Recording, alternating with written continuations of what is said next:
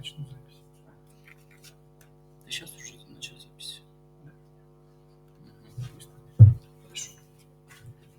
Уважаемые коллеги, давайте мы еще подождем минуты 3 и начнем наши курсы.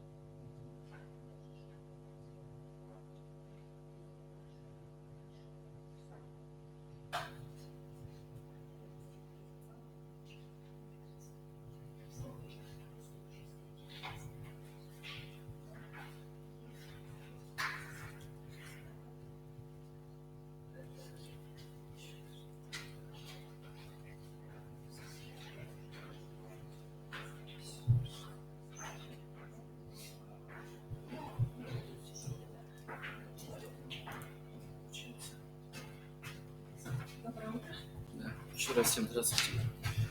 получается... Я хотела бы рассказать, видите, стабилизация, да? Да. Когда мы будем двигаться, получается, нужно здесь сидеть, чтобы слушатели понимали, они вас видели вот таким образом. Так, уважаемые коллеги, всем доброго дня. Доброго дня, уважаемые коллеги, все, кто присутствует у нас на очных курсах. Также у нас есть коллеги, которые заявились на курсы по ОДН-КНР в заочном формате, онлайн. Они сейчас у нас подключены, да, и тоже вас приветствую. Уважаемые коллеги, представлюсь. Поляков Евгений Викторович, старший методист кафедры социально-гуманитарного образования. Я являюсь преподавателем курсов по ОДН-КНР, и также хочу с удовольствием представить преподавателя, который будет с вами работать сегодня, завтра и послезавтра. Это Нина Эвировна Тырина. Я думаю, что многие из вас знакомы с Ниной Эвировной. Она является учителем ОДН-КНР, истории и обществознания гимназии номер 1 города Сыктывкара. Также хочу представить нашего помощника в организационно-методической работе. Это Татьяна Леонидовна. Татьяна Леонидовна, я думаю, что вы уже знакомы, да, с Татьяной Леонидовной. По каким-то вопросам, организационным вопросам, связанным с получением сертификатов, ну и иных вопросов, вы можете обращаться к Татьяне Леонидовне. 214 кабинет, запишите, пожалуйста. Да, 214 кабинет. Уважаемые коллеги, прежде чем начать наши сегодняшние курсы, спасибо, Татьяна, мне бы очень хотелось с вами познакомиться, потому что в течение 3 дней, ну не только мне, а нам всем хотелось познакомиться друг с другом. В течение 3 дней мы с вами будем плодотворно сотрудничать, работать, взаимодействовать. И поэтому вот будет такой некий обмен контактами, обмен профессиональным опытом. Ну, давайте начнем по часовой, наверное, стрелке, да? Так, ну вот уже представились. Пожалуйста, как вас зовут, в какой образовательной организации вы работаете, какие предметы вы преподаете? Пожалуйста. Так, меня зовут Надежда Олеговна, да, я работаю в гимназии Пушкинской, являюсь, да, учителем истории обществознания и как раз таки ОДН-КНР. Ага, спасибо большое. Виктория Алексеевна, тоже Пушкинская гимназия. Вы коллеги, получается, да? Тоже учитель истории обществознания и ОДН-КНР. Очень приятно. Всем здравствуйте, меня зовут Ирина Николаевна, я учитель истории обществознания ОДН-КНР и работаю в лицее номер 1. Сыктывкар. Коллеги, получается. Ну, да. Рядышком, да. Елена Михайловна.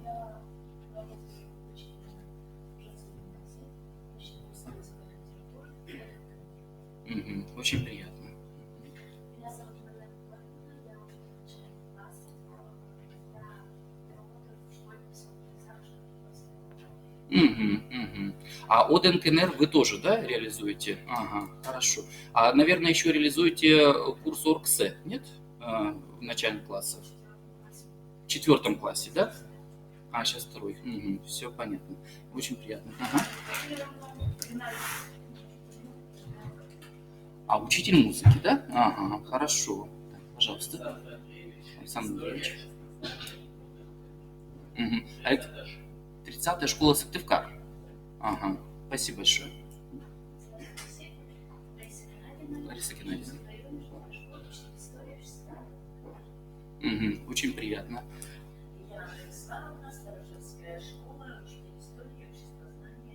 И ОДН-КНР. Все понятно. Спасибо, Елена Владиславовна. Светлана Владимировна. Начальник класса это основное. Учитель истории это дополнительный бонус. И ОДН-КНР. В этом году еще модуль ОРГСЭ. ОРГСЭ, начальный класс. Да.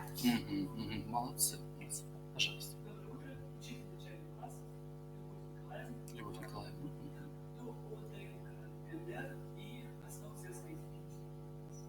Ага, ага. А какая школа? Условчиво. Ага, ага. Ну да, тут с Карпировского района многие приехали. Ага. Пожалуйста. Первый день. Мгм. История общества знания, основана на Например. Спасибо большое. Мгм. Пожалуйста. Славствуй, слава.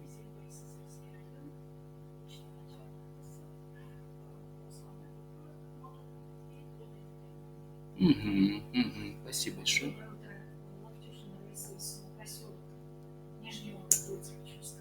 Мгм, мгм,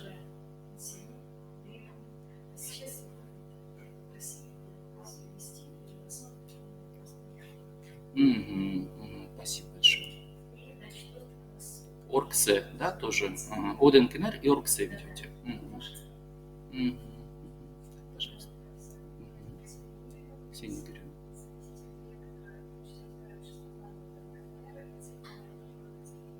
Мгм. Спасибо большое. Слава Богу.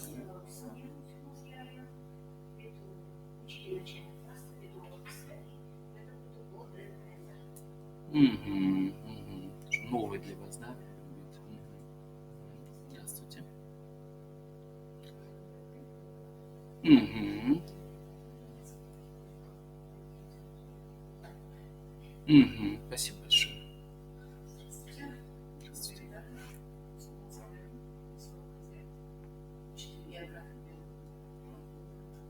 Мгм, мгм. Спасибо большое.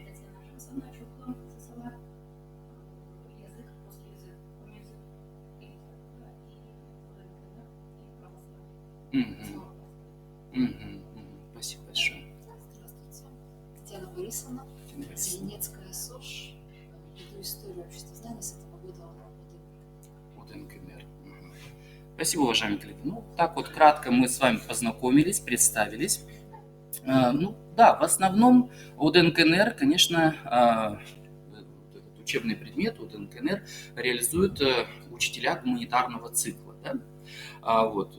И, безусловно, это очень важно, поскольку, ну, действительно, ОДНКНР – это такой гуманитарный предмет. И в начале нашего сегодняшнего курса я бы хотел представить методологию данного курса.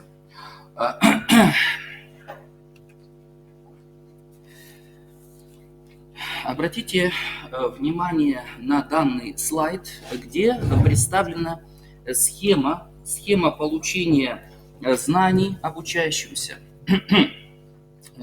Ну, вот вы видите, что источником содержания образования, если мы говорим о гуманитарном образовании, является социальный опыт человечества, который закреплен как в материальной, так и в духовной культуре. Да? В рамках предмета ОДНКНР мы рассматриваем, изучаем разные виды ценностей, передаваемых из поколения в поколение, так называемые моральные, да, ценности, вот это духовная культура. Также мы рассматриваем и основные произведения материальной культуры. И затем мы видим вот эту систему. Значит, если источником содержания образования является социальный опыт, то значит, для реализации учебного предмета ОДНКНР создается педагогически адаптированная система элементов культуры, усвоение которой обеспечивает формирование личности. Ну, из всех предметов, гуманитарных, естественно-научных, точных предметов, именно предмет ОДНКНР, он в большей степени направлен на воспитание, то есть на личностные результаты. И этим объясняется усвоение разных ценностей, усвоение культуры. Да? И после вот этого освоения личностных результатов у ребят формируется устойчивая система знаний, умений, навыков, опыта творческой деятельности. И очень важный момент, уважаемые коллеги, это эмоциональное ценностное отношение к миру, к окружающей среде, к окружающей действительности. Вот еще какая задача у ДНКНР – сформировать устойчивое эмоционально ценностное отношение к окружающей действительности. И эту задачу ставили разработчики учебного предмета о ДНКНР. Ну, содержательное ядро гуманитарных знаний – это система научных знаний о человеке, обществе, среде обитания, отобранных с позиции педагогической целесообразности. И вот мы видим некую трансформацию, как происходит формирование знаний, умений, навыков, компетенций у обучающихся, которые в том числе реализуют учебный предмет ОНКНР. Знания, затем формируются знания, умения, навыки, социальный опыт. Социальный опыт трансформируется в личностный опыт и формируется функциональная грамотность. То есть это тоже важный момент. То есть в рамках реализации учебного предмета ОДНКНР у нас формируются, во-первых, глобальные компетенции. Это очень важный момент. Затем читательская грамотность обязательно. Вот эти составляющие, они, безусловно, очень важные с позиции современной дидактики. Ну, здесь на этом слайде представлена структура содержания общественно-научных дисциплин как совокупность важнейших элементов культуры. Фундаментальные научные знания, факты, понятия, теоретические положения. Дело в том, что учебный предмет ОДНКНР, как вы все прекрасно знаете, он в определенной степени он интегрированный. Да? Вот в частности, давайте порассуждаем, какие предметы в том числе как бы являются межпредметными связями в рамках освоения предмета ОДНКНР. История, безусловно. Обществознание, конечно. Литература, произведение литературы, так. Искусство, можно назвать искусство? Да, произведение живописи, да. Музыка, конечно. Еще? МХК, мировая художественная культура, да, совершенно верно. То есть здесь мы видим, даже можно сказать, география, да, да, безусловно, там тоже есть вот эти межпредметные связи. То есть поэтому здесь в рамках изучения учебного предмета ОДНКНР проверяются в том числе не только личностные результаты, хотя я уже отметил, что личностные результаты в большей степени они представлены в учебном предмете ОДНКНР, но и фундаментальные научные знания из разных учебных предметов, которые объединены в учебном предмете «Основы духовно-нравственной культуры народов России». Система ценностей. Система ценностей. Вот давайте мы с вами порассуждаем, какие ценностные ориентации будут сформированы у подростков при реализации учебного предмета ОДНКНР. Какие ценности? Вот исходя даже из содержания тем предмета ОДНКНР. Ценность семьи. Да, тема есть такая, да, ценность семьи, безусловно. Родина, патриотизм. Патриотизм как ценность, это очень много тем, да, направлено на формирование патриотизма, уважение к родине, там, к родине как большой родине России, так и к малой родине, то есть еще заложен какой-то краеведческий компонент, да. Так, еще труд. Труд как ценность, да, да, есть даже тема такая, да, про труд. Так. Сохранение обычаи, традиции, то, что переходит из поколения в поколение. Так. Толерантность. Да, вот эти глобальные, да, компетенции формируются, конечно, безусловно, и это очень важная задача учебного предмета ОДНКНР. Да. Вот мы назвали не все, наверное, виды ценностей, там и здоровье как ценность, там много достаточно ценностей, но основные мы сейчас с вами перечислили, да, которые непосредственно формируются у наших ребят. Социальные нормы, прежде всего нравственные и правовые также.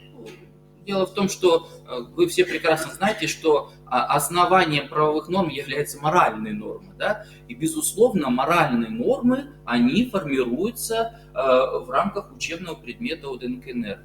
Уважение старших, уважение к традициям, уважение к культуре, приоритет духовного над материальным. Вот эти все составляющие, они, безусловно, формируются у наших ребят. Исторический опыт.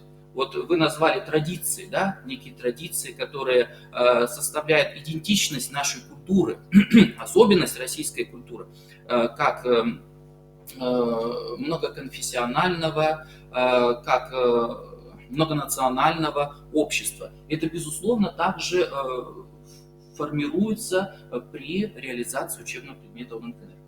Сведения о современном состоянии, в том числе и проблемах российского общества.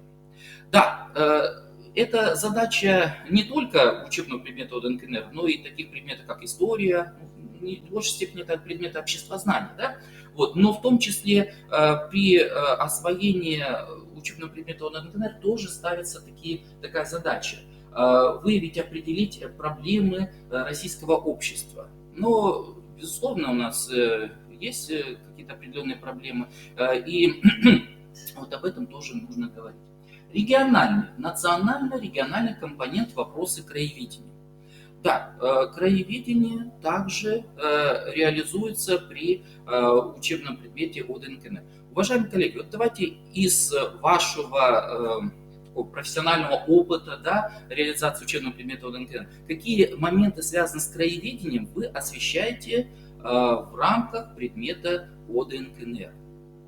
Может, какие-то блоки, ну, это не блоки, это, скорее всего, просто какие знания из истории Республики Коми вы освещаете. Так, так, так, так. Ага. Здравствуйте, здравствуйте, уважаемые коллеги. Традиции народов проходили, традиции народов. Так, традиции именно коренного народа, да, Коми. Так, хорошо, молодцы, это тоже часть российской культуры. Так. Финно-угорских. Так, ну, молодцы. В целом, да, именно на Коми. Ага. Так, то есть особенности культуры различных народов финно-угорской языковой группы, да? Ага, все понятно, все понятно. А может быть, какие-то исторические личности вы рассматривали в рамках предмета ОДНКНР? Например, святой Стефан Пермский, да, выдающаяся историческая личность, да, которая сыграла немаловажную роль, да, в истории, не только в истории Республики Коми, но и в истории России. Так, хорошо. То есть мы видим о том, что краеведческий компонент, краеведение в том числе, решает большую дидактическую задачу. Да? Вот, включение этого, как бы сказать, содержания, да, в структуру ОДНКНР, во-первых, чему способствует? Способствует некой адаптации ребят к социально-экономическим, к политическим, духовным особенностям нашего региона. Вот это очень важно. И это тоже в том числе задача ОДНКНР. Вот эта адаптация, социальная адаптация, усвоение какого-то социального опыта. Поэтому, уважаемые коллеги, безусловно, нужно включать краеведческий компонент в содержание учебного предмета ОДНКНР. Так, знания об основных направлениях и задачах внутренней и внешней политики Российской Федерации. Ну, здесь, наверное, уважаемые коллеги, в большей степени это касается предметов обществознания, да, в определенной степени, но также, безусловно, это и касается в какой-то степени, в определенной степени предмета ОДНКНР. Модели деятельности при выполнении типичных социальных ролей. Вот давайте мы с вами порассуждаем в рамках предмета ОДНКНР. Вот сам по себе структура темы ОДНКНР, они направлены на выполнение каких социальных ролей, может быть, в дальнейшем у школьников. Ну, при прохождении темы семья, это роль родителей, да, роль семьянина, да, при освоении темы труд, она, конечно, немножко по-другому звучит. Вот какая роль главная? Роль труженика, работника, да, Роль гражданина обязательно, это тоже социальная роль, которая в том числе будет формироваться, да, у наших ребят в ходе освоения предмета ОДНКНР. Еще какие роли? Будущая профессия, то есть определиться, да, то есть некая какая-то профессиональная ориентация будет, да, так, может быть, самоидентификация личности себя как представителя той или иной национальности, носителем того или иного языка. Это тоже очень важно на самом деле, чтобы ребята понимали, да, особенности региона, в котором они проживают, характерные особенности государства нашего. Так, предметные и метапредметные умения.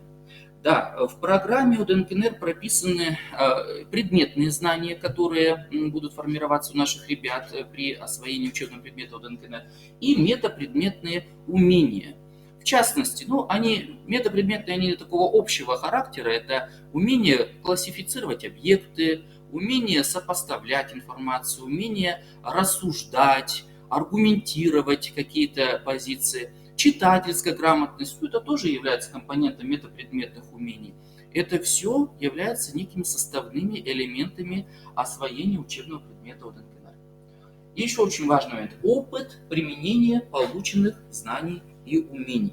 Это тоже очень важная задача предмета ОДНКНР, чтобы ребята смогли применять свои знания, умения в реальной жизненной ситуации, в реальных жизненных практиках. Вот поэтому, например, достаточно много предусматривается проектных, исследовательских работ в рамках учебного предмета ОДНКНР, чтобы они могли как-то применить, да, свои знания в реальной практике. Да, какие факторы определяют содержание общественно-научных предметов? Это изменение социума, глобальные проблемы, региональные проблемы. Безусловно, они являются фактором, который определяет содержание дидактических единиц предмета ОДНКНР. Современный политический процесс, безусловно, развитие общественных наук как фактор, который тоже будет определять содержание предметов гуманитарного цикла, состояние российского законодательства, ценности, признанные в обществе.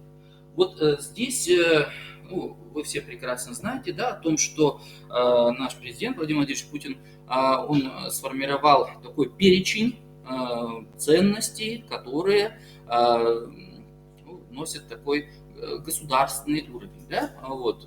В какой-то степени это можно назвать такие, как идеология, да, вот в определенной степени. Базовые ценности, да. Ну, вспомним какие-то ценности.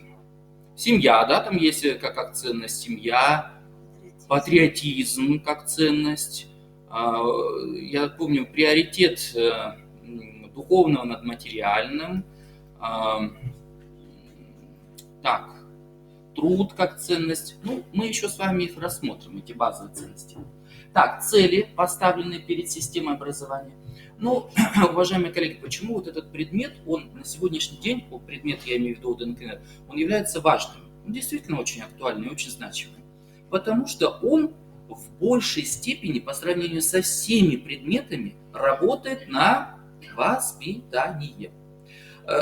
У нас ведь раньше воспитание реализовывалось в основном, через внеурочную деятельность, да? Через внеурочную деятельность составлялись программы воспитания по разным направлениям. Это спортивные направления, да, патриотическое воспитание, духовно-нравственное и так далее.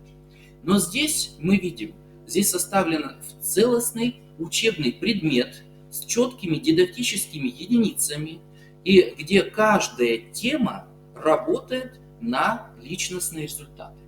И это в том числе государственный заказ, который исходит от российского общества. Да?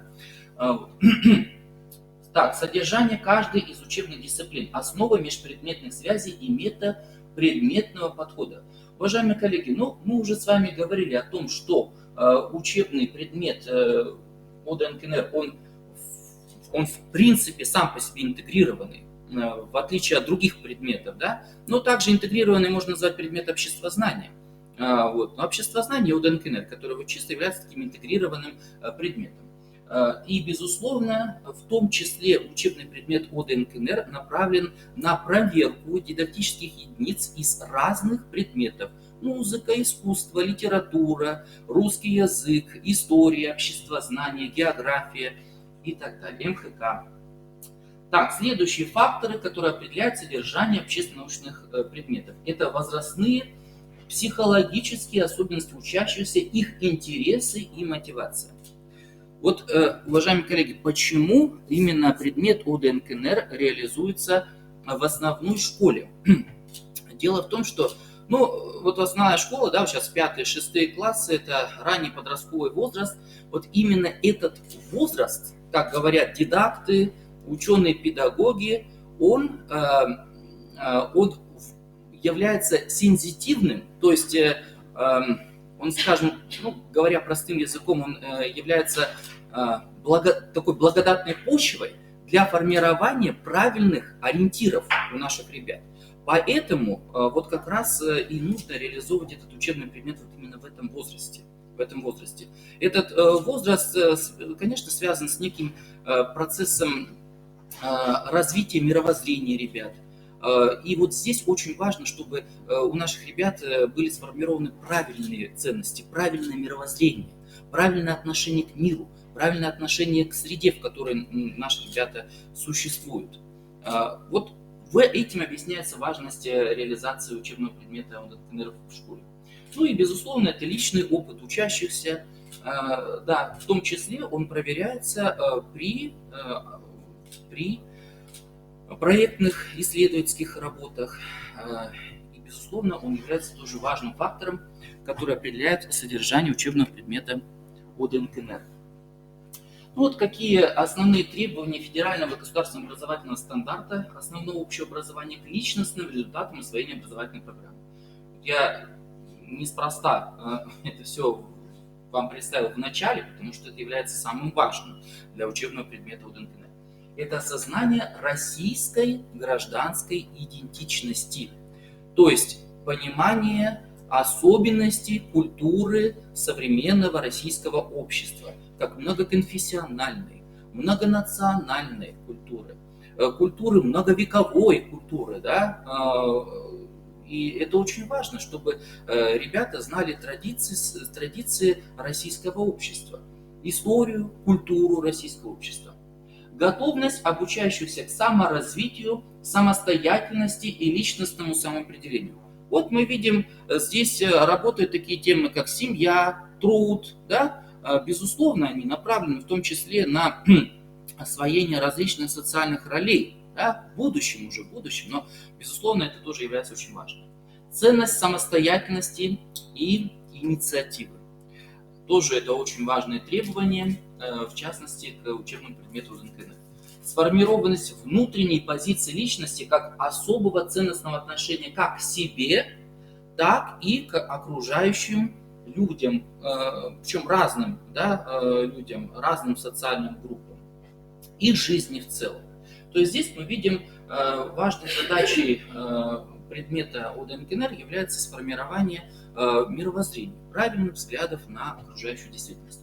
Наличие мотивации к целенаправленной, социально значимой деятельности. Тоже это очень важная задача предмета ОДНКНР.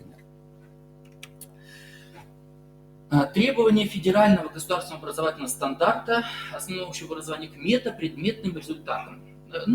Я в общем расскажу самые главные метапредметные результаты. Прежде всего, это освоение межпредметных понятий в рамках учебного предмета ОДНКНР. Давайте приведем пример. Какие могут быть межпредметные понятия при освоении учебного предмета основы духовно-нравственной культуры народов России? Семья, да, это тема в обществознании есть, да, здесь мы тоже проверяем эту тему, еще какие труд, тоже в обществознании проверяем. Так, история, да, культура, такое понятие межпредметное, но их достаточно много. Музыка и так далее. Они, безусловно, являются межпредметного характера. Да? И кроме этого, освоение универсальных учебных действий, когнитивных, да, познавательных, коммуникативных, умение общаться, умение взаимодействовать с разными социальными категориями людей. Это очень важно. Регулятивные тоже, это, безусловно, очень важные метапредметные результаты. Следующее требование – это способность их использовать в учебной, познавательной и социальной практике. То есть здесь мы видим, это некий такой практикоориентированный подход, да, к освоению универсальных учебных действий. И потом мы с вами будем говорить в каком ракурсе, в каких форматах можно использовать в учебной, познавательной, социальной практике, каким образом это формируется у наших ребят в рамках учебного предмета ОДНКНР. Следующее требование – это готовность к самостоятельному планированию и осуществлению учебной деятельности и организации учебного сотрудничества. Тоже очень важная задача. Как с педагогом, так и с сверстниками. Следующее – это владение навыками работы с информацией. Под информацией мы понимаем разные тексты разных жанров. Тексты, я имею в виду тексты в широком значении. Это может быть тексты как письменные, так и это могут быть как тексты культуры. Текст культуры – это что? Это будет произведение живописи. Вот репродукции этих произведений живописи очень много в учебнике Виноградовой. Да? Это могут быть какие-то музыкальные произведения, которые также можно прослушивать в рамках предмета ОДНКНР. Это прочтение каких-то произведений духовной культуры, я имею в виду литературу в большей степени. Вот об этом мы с вами еще поговорим, какие тексты можно использовать. И это очень важно, потому что, во-первых, вы знаете, уважаемые коллеги, проблема на сегодняшний день в ходе мониторинга, оценочных разных процедур, я имею в виду это результатов экзамена ОГЭ, ЕГЭ, говорит о том, что у наших ребят, у наших выпускников существуют проблемы с недостаточным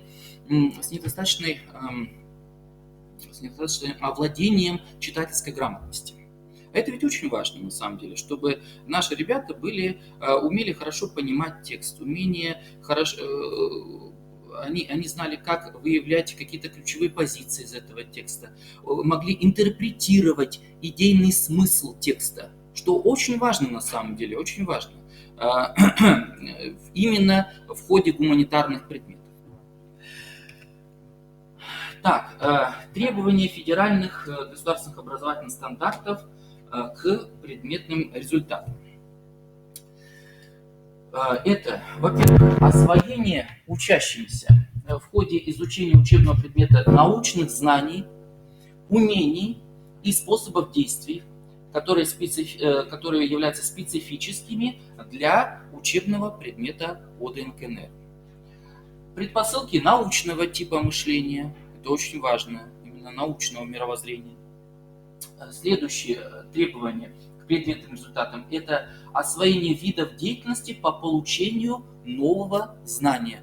То есть в рамках учебного предмета ОДНКНР, уважаемые коллеги, безусловно, надо проводить проектные и проектно-исследовательские работы, чтобы формировать у них опыт исследовательской деятельности.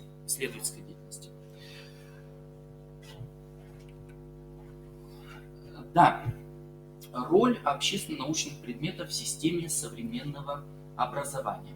Безусловно, в большей степени предметы гуманитарного содержания, они направлены на социализацию личности. Вот в большей степени, чем предметы точные, чем предметы естественно-научного направления. Да? И в конечном итоге реализации вот этих учебных предметов гуманитарного цикла является формирование личности, личность которой будет ответственна за свою судьбу, то есть сможет выстраивать свой жизненный путь, да, и за судьбу своего отечества. Кроме этого, личность должна разделять цели, ценности современного российского общества, способна на самоопределение и эффективное участие в различных видах деятельности. Это важнейшая задача именно предмета ОДНКНР. Вот это очень важно на самом деле. Формирование личности. Подходы, которые реализуются в рамках учебного предмета ОДНКНР. Это какие подходы? Давайте мы с вами посмотрим. Во-первых, первый подход, он является главным. Да, вы видите в начале. Это культуросообразный. Культуросообразный, многие говорят из дидактов, что это культурологический подход. Мне больше культурологический нравится. Суть одна и та же. Что представляет собой культурологический подход? Да? То есть это рассмотрение культуры, рассмотрение в рамках предмета ОДНКНР результатов культуры российской. И очень важно, что этот культурологический подход будет формироваться в рамках учебного предмета ОДНКНР. Личностно-ориентированный подход. Что включает в себя личностно-ориентированный подход? Давайте, уважаемые коллеги, мы вспомним. Личностно-ориентированный. Учитывать интересы у ребенка, конечно. Учитывать его интересы, учитывать его мотивы к определенной деятельности. Вот это нужно тоже, скажем так, индивидуальный подход к ребенку, да, к разным категориям учащихся. Да.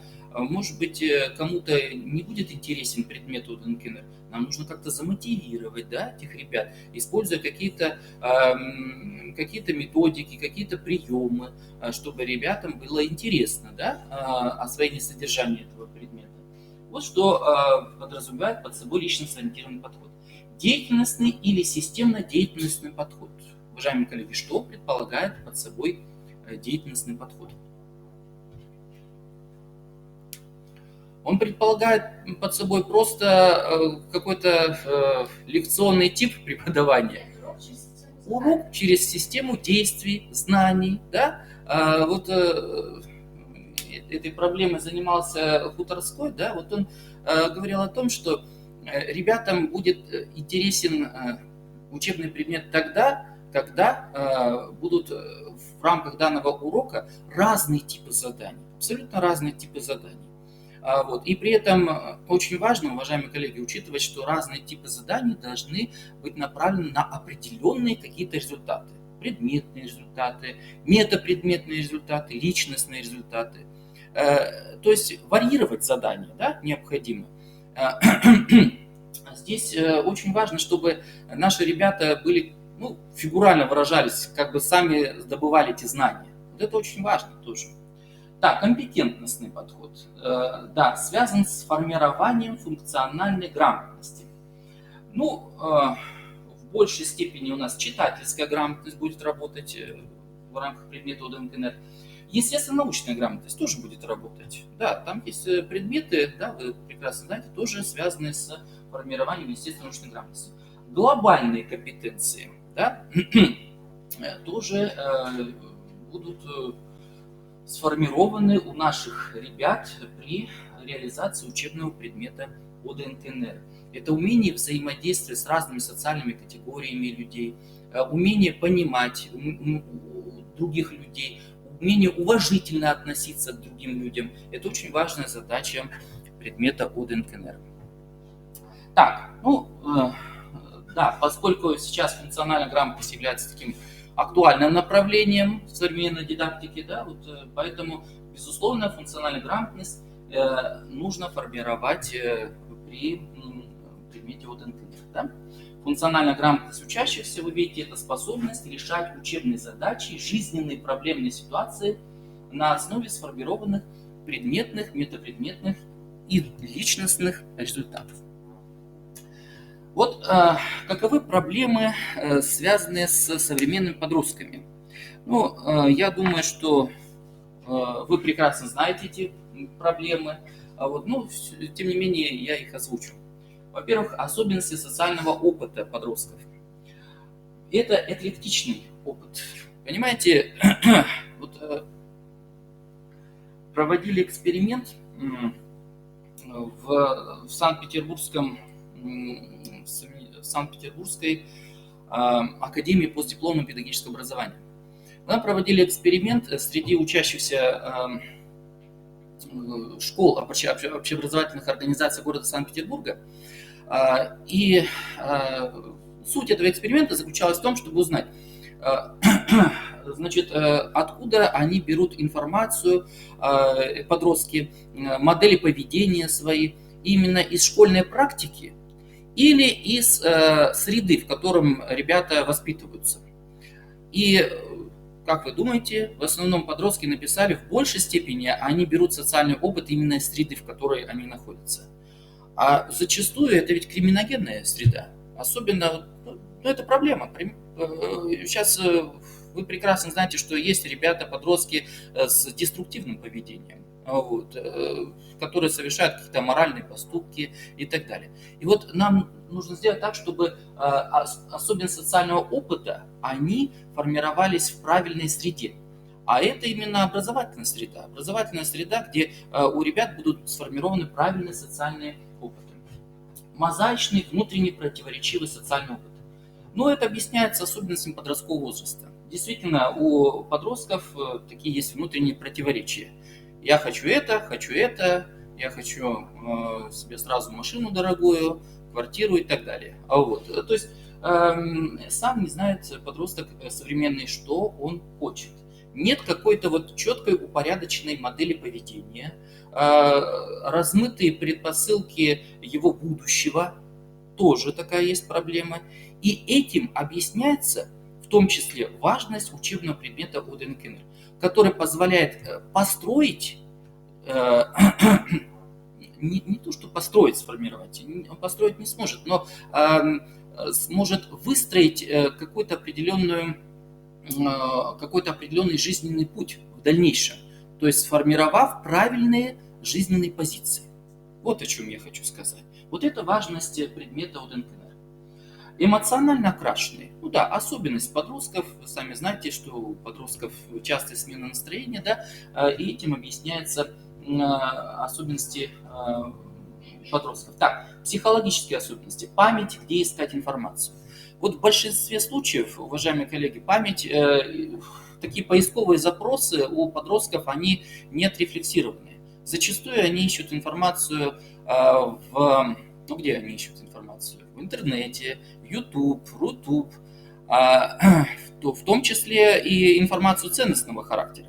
А на YouTube, вы сами прекрасно знаете, что не вся информация, она представляет собой какие-то правильные ценности, и неокрепшее мировоззрение подростка может посчитать, что эти ценности являются правильными. ТикТок и так далее. И это, безусловно, конечно, с дидактической точки зрения это плохо, потому что именно мы должны сформировать правильную поисковую работу. Ребят, если они хотят какую-то информацию искать, то они должны понимать, где лучше взять эту информацию, какая информация будет верная, истинная, а какая неправильная, неотрефлексированная и так далее. Внимание у наших ребят, такое рассеянное, то есть нет какой-то некой сосредоточенности в деятельности. Поэтому, наверное, и надо менять различные виды деятельности в ходе уроков, чтобы сосредоточить их внимание на изучении какого-то материала, И вот, как говорят дидакты, основную тему, конечно, нужно реализовывать в течение 25 минут 25 минут в уроке, 45 минут, первые 25 минут нужно давать главную информацию, чтобы она была правильно усвоена. Мышление, клиповое мышление. То есть, что подразумевает под собой клиповое мышление? То есть, нет четкой деятельности по получению новых знаний. То есть знаю что-то многое, да, как бы обо всем и ни о чем. Вот это особенности современных подростков. То есть какая основная задача наша? Тоже также в рамках предмета ОДНКН сформировать устойчивую, правильную позицию ребят по освоению знаний, по освоению новых знаний. Интерес, зачем, в чем смысл? То есть у подростков должна быть сформирована четкая мотивация к учебно-познавательной деятельности. И поэтому ребят нужно каждый раз мотивировать при освоении каких-либо тем. Что они знают в рамках этой темы, чему они научатся, для чего им это надо знать. Вот это очень важно при освоении учебного предмета ОДНКНР. Так, ну, усредненные характеристики усвоения общественно-научных дисциплин – это бессистемность, фрагментарный характер, внутренняя противоречивость знаний. Это мы говорим на уровне подростков. Освоение предмета на репродуктивном уровне. Зачастую ребята какую-то информацию, какие-то знания они заучивают, понимают заучивают какие-то ключевые слова, но не понимают их смысл, их значение. Вот это тоже такая проблема. Освоение теоретических понятий только на уровне распознания основных признаков. Знают признаки, а суть, особенность какого-то знания, да, они, ребята, не понимают. Затруднение выделения главных идей неадаптированных текстов. То есть это интерпретирование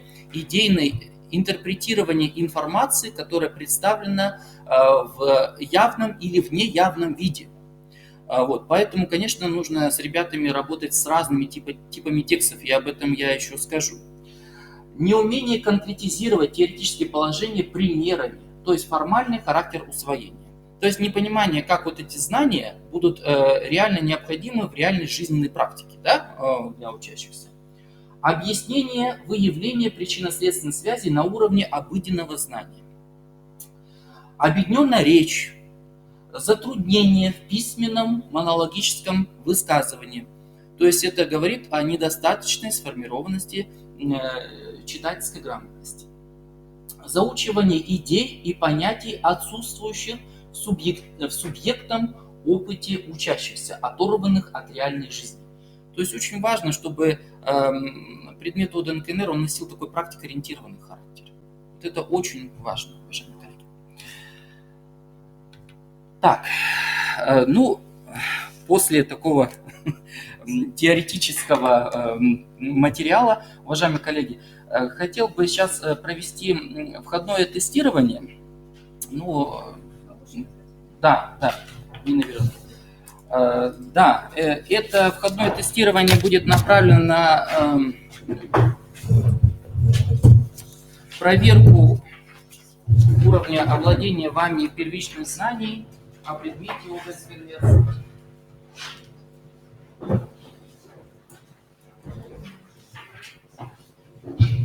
Уважаемые коллеги, не переживайте, оценку никакую мы не будем ставить за это тестирование.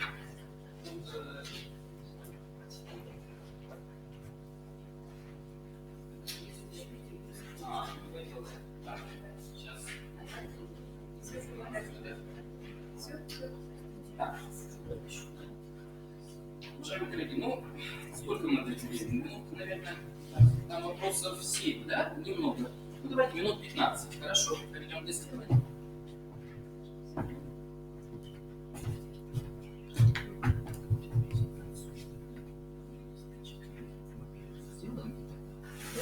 Хорошо. Можно прокатить, можно закачать, если Да. вы хотите.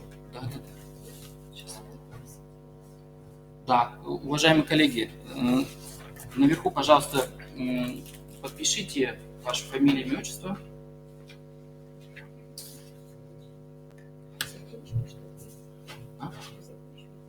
Еще. Тут немножко. Я сегодня Да. Да. Да. Или я могу сказать? Это я начну, а вы продолжите тему.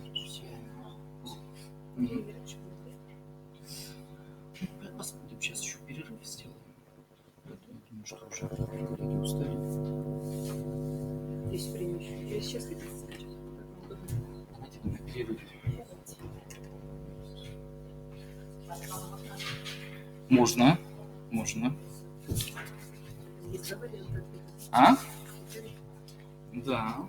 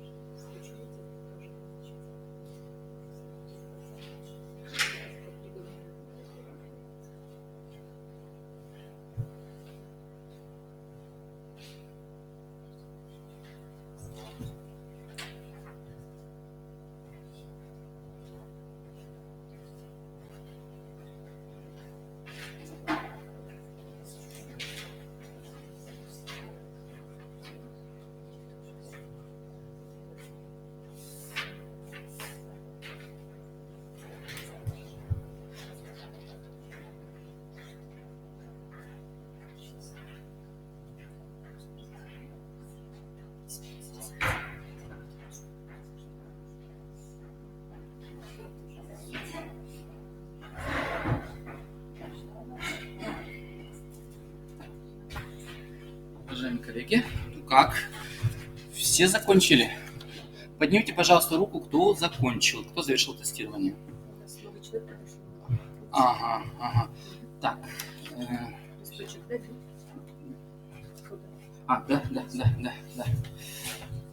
Да. Уважаемые коллеги, ну, давайте мы с вами следующим образом сделаем. Так,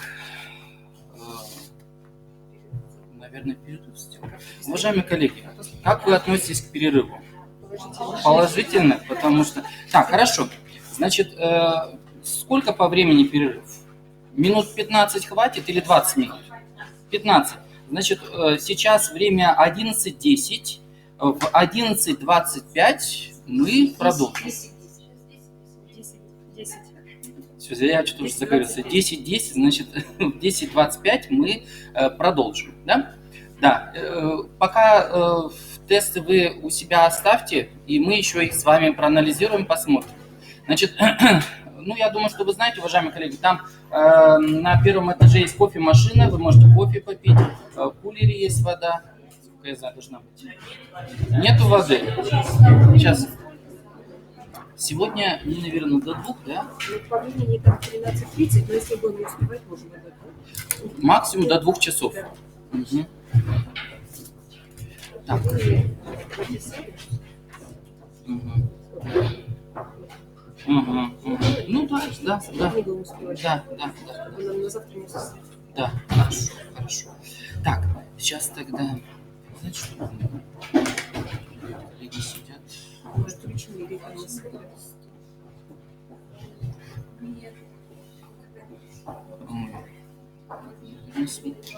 Так, Тогда надо пройти. я вот что думаю, может быть, расширить стол, чтобы коллеги присоединились. Сейчас я Аню приглашу.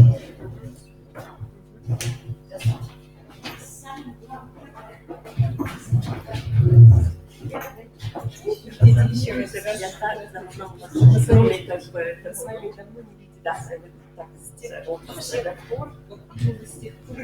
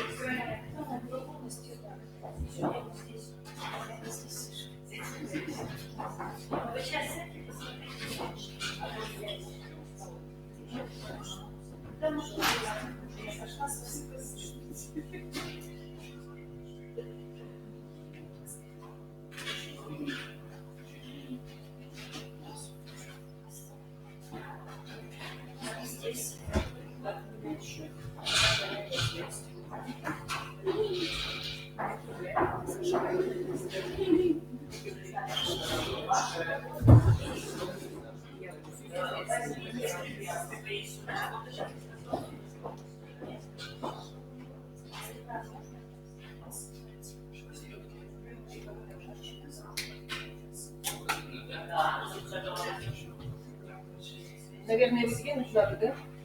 Так вот, да? А что сразу не сказали? Вот выдвинуть? Да, еще. Коллеги, посмотрите, вот так хорошо? Да, более-менее. Хорошо. И вот так подвинуть зачем? Чтобы там было видно, да? А мы вот как-то так поставили в начале. Думали, что все будет видно, а оказалось все по-другому. Так, ну чего, сейчас я приглашу инструктаж вот по регламенту. И, наверное, и продолжим, да?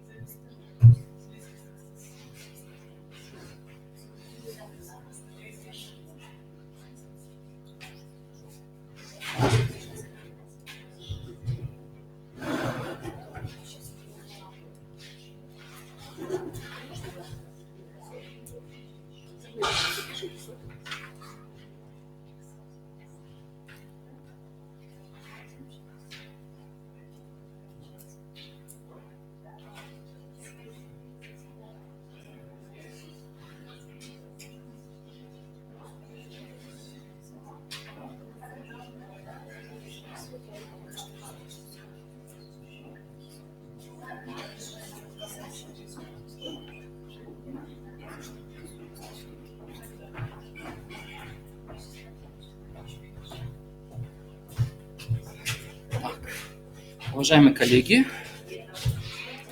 продолжаем нашу работу. И поскольку по регламенту... Ага. Ничего страшного. Да, поскольку по регламенту нам нужно пройти технику безопасности, таковы требования, и пожарной безопасности, пожарную инструкцию. Добрый день, зовут меня Мишель Владимир Геннадьевич, заведующий отделом организации обеспечения деятельности.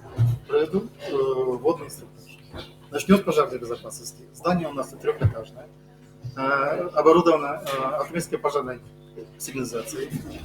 На первом этаже имеется два запасных ЛК-выхода, которые находятся в левом и, соответственно, правом крыле. Если зазвучит сирена, то есть вы должны немедленно эвакуироваться по ближайшему ЛК-выходу. На каждом этаже возле лестничных площадок имеется пожарный план эвакуации, это у нас все показано. Где находятся эвакуационные выходы, пути эвакуации, номера телефонов. Также на каждом этаже коридорах есть таблички, которые вас направят к выходам. Номера экстренных служб, наверное, каждый из вас помнит, 01 или 112. Также на каждой лестничной площадке имеются пожарные гидранты, также находятся огнетушители. Правила пользования огнетушителями, наверное, все знаете.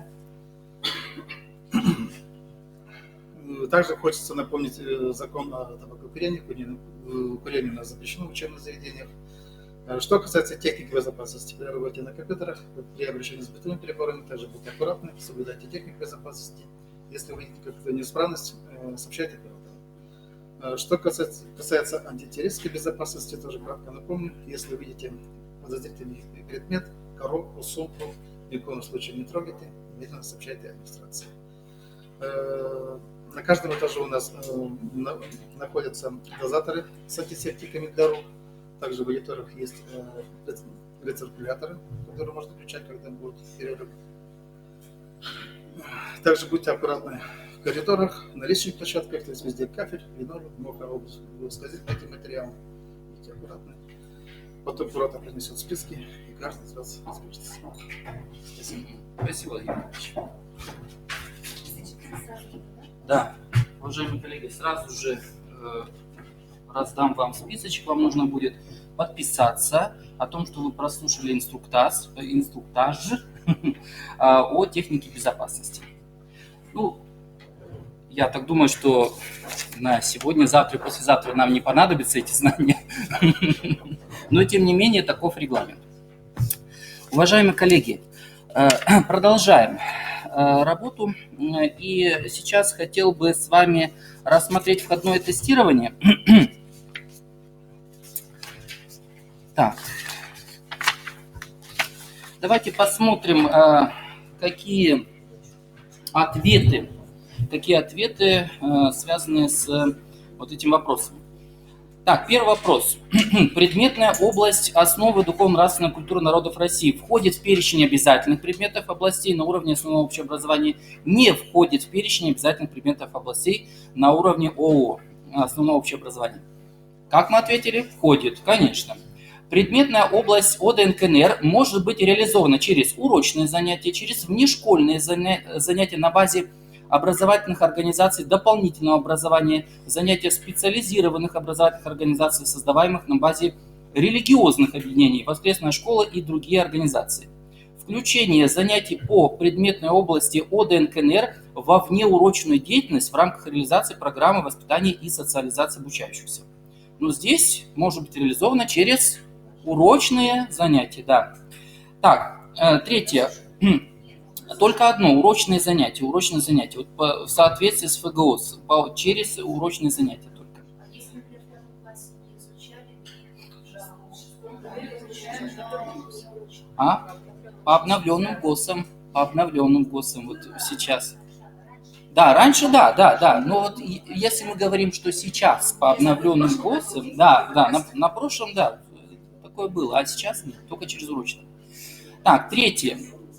Укажите концептуальные подходы к реализации предметной области ОДНКНР. Ну, давайте посмотрим. Религиоведческий. Нет. Культурологический. Да, совершенно верно. Теологический. Нет. Системно-деятельностный? Да. Атеистический? Нет. Аксиологический? Нет. То есть у нас здесь культурологический и системно-деятельностный, то, о чем я говорил. Так, хорошо, 4. Укажите, что будет являться предметными результатами изучения учебного курса ОДН-КНР. Вот давайте посмотрим.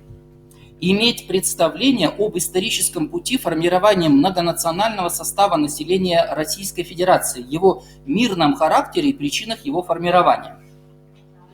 Да, это будет предметные, это будет, уважаемые коллеги, это предметные. Действительно имеют представление об историческом пути формирования состава населения России. Сформированность осознанного, уважительного и доброжелательного отношения к другому человеку. Это у нас какие будут? Личностные, правильно. Развитие мотивации к овладению культурой активного использования словарей. Это у нас метапредметные результаты. В частности, это познавательные, да, когнитивные УД. Г. Иметь представление о таких культурных концептах, как искусство, наука, религия. Да, конечно, конечно. Вот мы видим эти межпредметные связи, да? Религия, искусство, наука. Уметь определять понятия, создавать обобщения.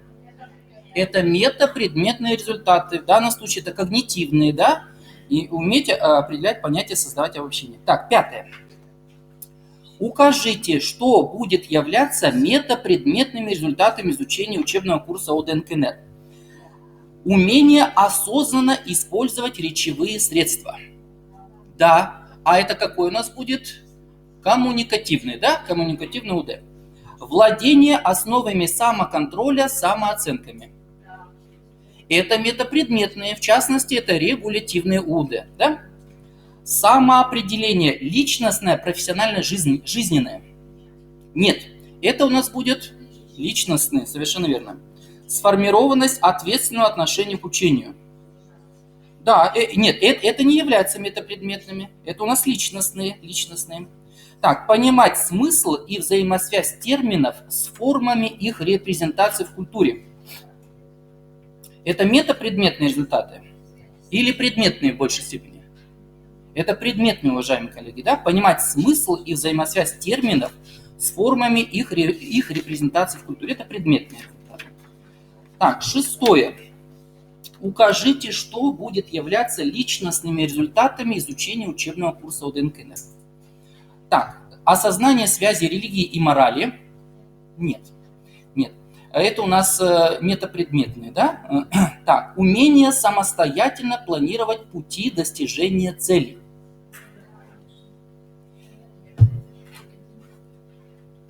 Умение самостоятельно планировать пути достижения целей. Это метапредметные, уважаемые коллеги. Да, это регулятивные универсальные учебные действия, да, построение своей индивидуальной образовательной траектории, да, но не личностные. А вот давайте посмотрим. Осознанность своей гражданской идентичности. Вот здесь, да, вот здесь 100% это правильно. Иметь представление о нравственных категориях русского языка и их происхождения. Нет, это у нас будут предметные, да. Осознавать и уметь доказывать важность семьи как хранителя традиции и ее воспитательную роль. Это у нас будет какие? Вот давайте первый трактовка. Осознавать и уметь доказывать. Это в большей степени какие будут? Метапредметные. В большей степени. Если уметь доказывать важность, аргументировать, это у нас будет когнитивный УД. Когнитивный это у нас метапредметный, да? Так, что из перечисленного не относится к традиционным духовно-нравственным ценностям? Так, достоинство. Вот не относится. То есть, что выпадает из списка? Достоинство. Так, что из перечисленного не относится к традиционным духовно-нравственным ценностям? Достоинство относится? Права и свободы человека относятся? Патриотизм относится? Приоритет материального над духовным? Нет, наоборот, да, духовного над материальным. Так, созидательный труд относится, да, совершенно верно. Ну, в принципе, уважаемые коллеги, справились. Так, единственное, вот это входное тестирование мы у вас возьмем Оно не будет проверяться, не бойтесь, никуда это не уйдет. Это просто для отчетности. Хорошо? Так, давайте сейчас соберем. Не, наверное, да, ага. Хорошо. Ага. Так. Елена Владиславовна, это в случае, если нас попросят по поводу отчетности, приложим. А какие слайды просто такой уровень ваш. Ага, хорошо.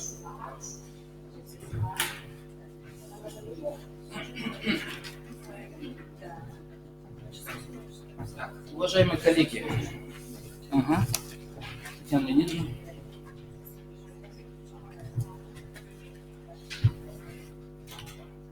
Так, уважаемые коллеги, сейчас мы с вами рассмотрим методологические основы преподавания учебного предмета ОДНКНР. Вот почему на сегодняшний день так остро стоит вопрос преподавания ОДНКНР? Почему он очень значимый? Вот попытаемся разобраться в этом все. Вы все прекрасно знаете, уважаемые коллеги, что перед современной школой стоит двуединая задача. С одной стороны, это образование наших учащихся, а с другой стороны, это воспитание. И вы знаете, нету такого понятия, что выше, образование или воспитание. Это одинаково важные компоненты современной школы. Образование и воспитание. И предметная область ОДНКНР направлена на приобщение учащихся к российским традиционным ценностям.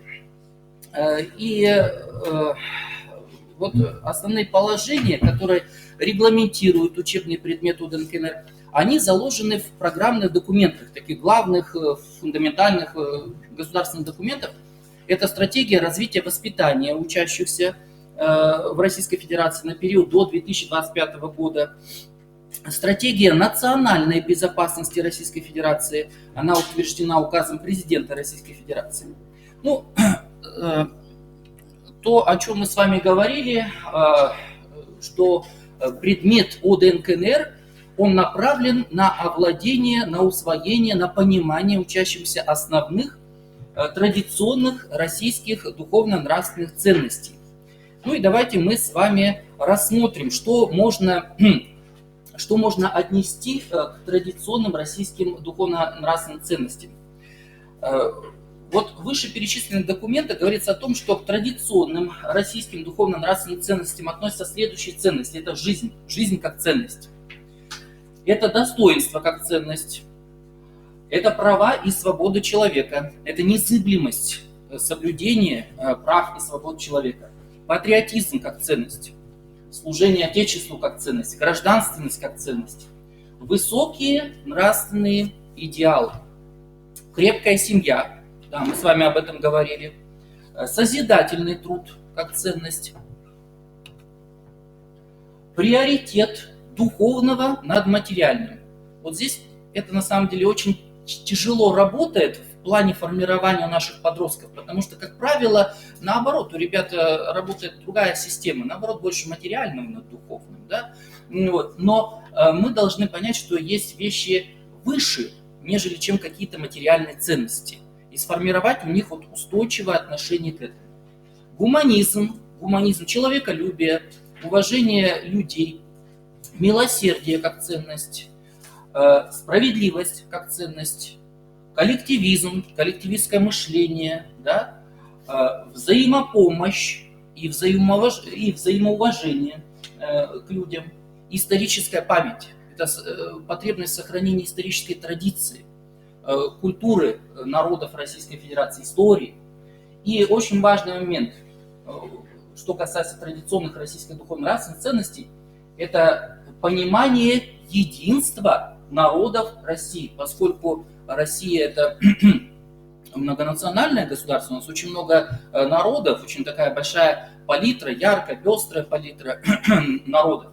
И поэтому у ребят должно сформироваться устойчивое отношение к тому, что все народы, которые проживают в Российской Федерации, народы должны проживать в дружбе и в сотрудничестве. Вот здесь мы видим проверяется сформированность глобальных компетенций.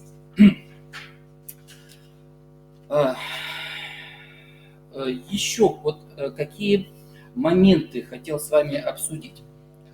Что в рамках предмета ОДНКНР возможна реализация учебных предметов, которые учитывают региональные, национальные и этнокультурные особенности народов России.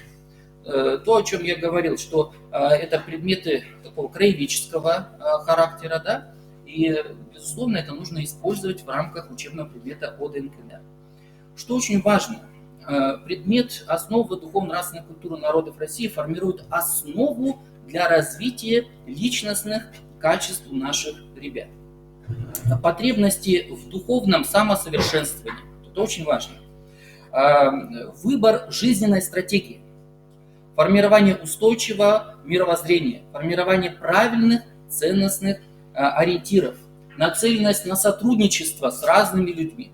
Вот это тоже очень важная задача ОДНКНР. Как уже говорил о том, что предмет ОДНКНР, он рассматривает разные сферы жизни человека и связан с преподаванием разных предметов. Это история, география, обществознание, историческое краеведение и так далее. Да? Русский язык, литература и так далее. Ключевая цель учебного предмета ОДНКНР – это создание условий для становления у обучающегося мировоззрения. Это очень важно, вот именно мировоззрение. На основе традиционных российских духовно-нравственных ценностей. То, о чем мы с вами говорили. Вот она важная цель. Для чего этот предмет нужен? Ведущих к формированию своей принадлежности к народу, то есть учащихся должна быть сформирована идентификация себя как представителя многонационального российского народа. Уважение к представителям разных национальностей и вероисповеданий, а также способности к диалогу с представителями других культур и мировоззрений. Вот они, глобальные компетенции у нас работают. Осознание себя субъектом культурного и исторического развития страны. То есть у учащихся должны сформироваться устойчивое представление об истории и культуре своей родины. Задачи. Основные задачи учебного предмета «Основы духовно-нравственной культуры народов России».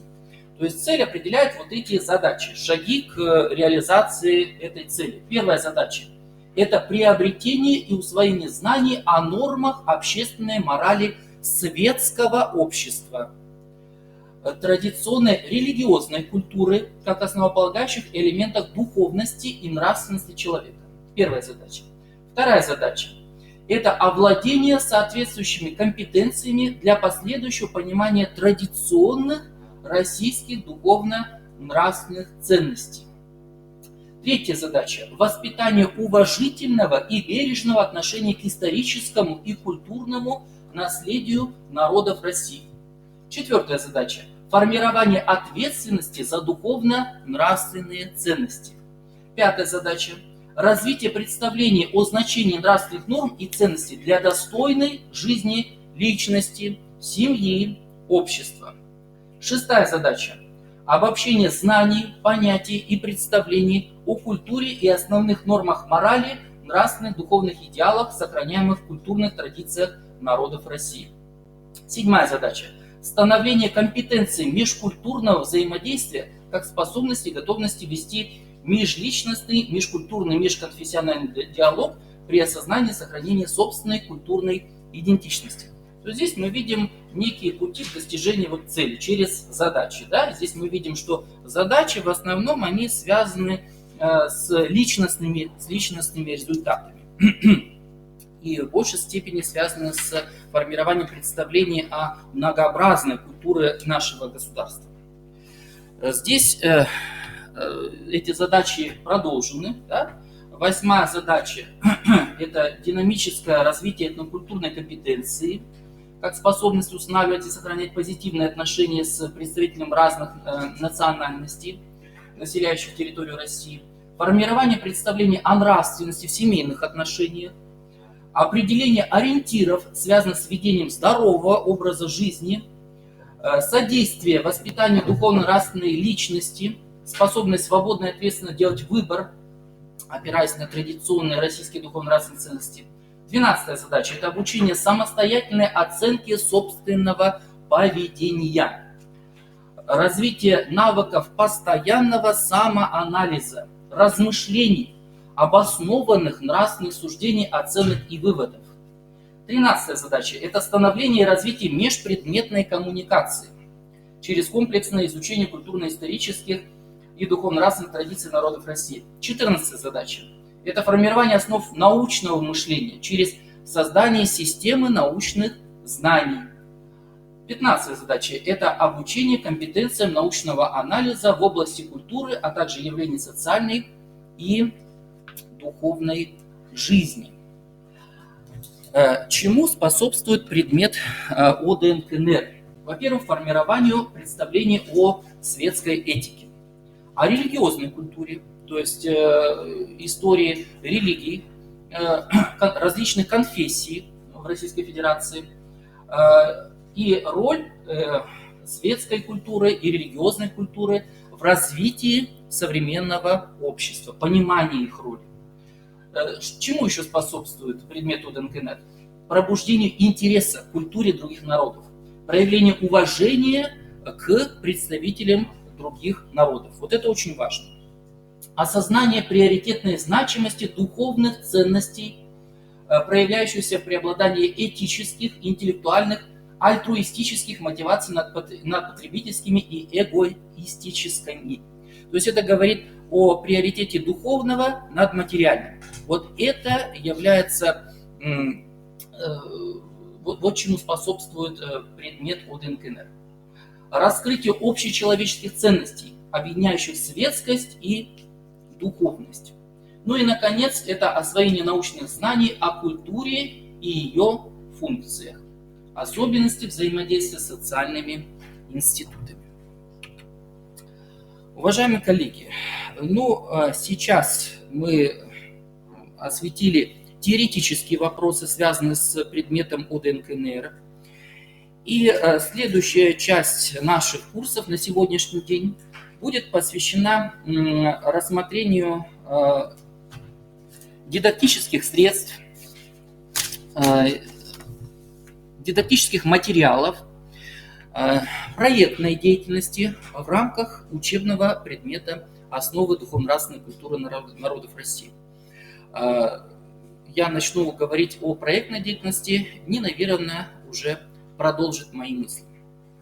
Но я бы хотел акцентировать ваше внимание на отборе содержания предмета ОДНКНР. Дело в том, что, во-первых, содержание, которое представлено в учебниках, безусловно, оно не в достаточной мере направлено на раскрытие, на устойчивое формирование личностных результатов. То есть необходимо привлекать иные дидактические материалы, направленные на формирование личностных результатов. И хочу вам сказать о том, что огромный педагогический воспитательный потенциал имеет наследие Дмитрия Сергеевича Лихачева. Я вам расскажу такую предысторию. Дело в том, что в прошлом году мы реализовывали проект, я имею в виду Институт развития образования, являлся региональным оператором такого федерального проекта, который назывался «Наследники Дмитрия Сергеевича Лихачева. Университет учителю, учитель ученику».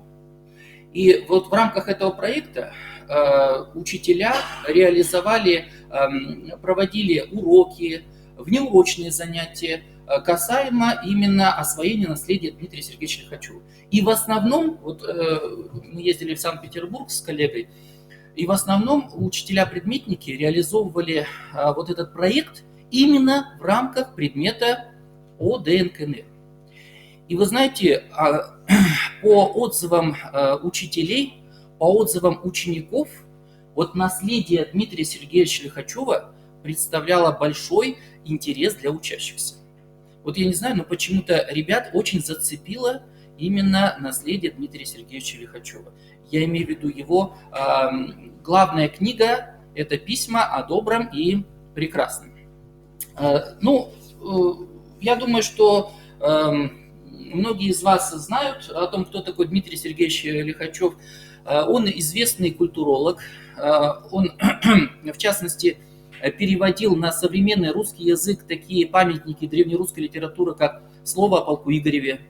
Вот, то есть мы сейчас можем его прочитать только благодаря вот этому переводу, да, Дмитрия Сергеевича Лихачева. Он писал очень много монографий касаемо культурологии и так далее.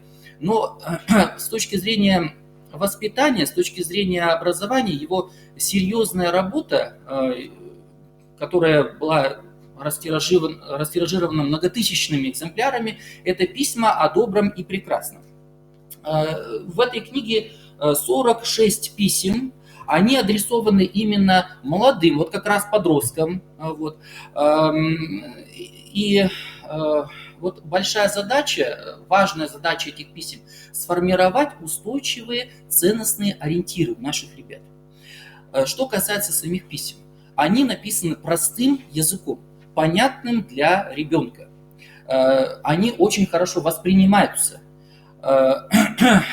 И самое главное, вот знаете, в этих письмах нет какого-то назидания. Вот обычно текст берешь, и вот какое-то назидание, да, если мы говорим текст, который направлен на личностные результаты, что ты должен быть таким, таким, таким, таким, таким. А ведь это очень серьезная проблема формирования личностных результатов. Вот в ходе формирования личностных результатов происходит столкновение ценностей, которые есть у ребенка, и ценностей, которые мы должны сформировать. Зачастую бывает, что ребенок схлопывается, говорит: я не хочу, а зачем мне это нужно знать? А почему я должен быть таким? А я не хочу быть таким. И вот здесь, вот в этих письмах все раскрыто достаточно обстоятельно, достаточно правильно. И такой, знаете, происходит диалог между представителем старшего поколения, да, кем являлся Дмитрий Сергеевич Лихачев, ну и молодого подрастающего поколения. И вот в этих письмах, что самое важное, есть вопросы, так называемые вечные вопросы. Для чего я живу? Какой смысл жизни? Что такое доброе, что такое злое? Вот понимаете, с этими вопросами дети сталкиваются, они обсуждают эти вопросы у себя в своем микросоциуме, с родителями осмысливают эти вещи. И вот им нужно донести правильные вот эти позиции, которые есть в этом произведении «Письма о добром и прекрасном». Как можно использовать данный материал? Во-первых, можно использовать письма о добром и прекрасном как вспомогательный дидактический материал для освоения новой темы. То есть для расширения знаний обучающихся тексты можно использовать как проблемное поле для обсуждения.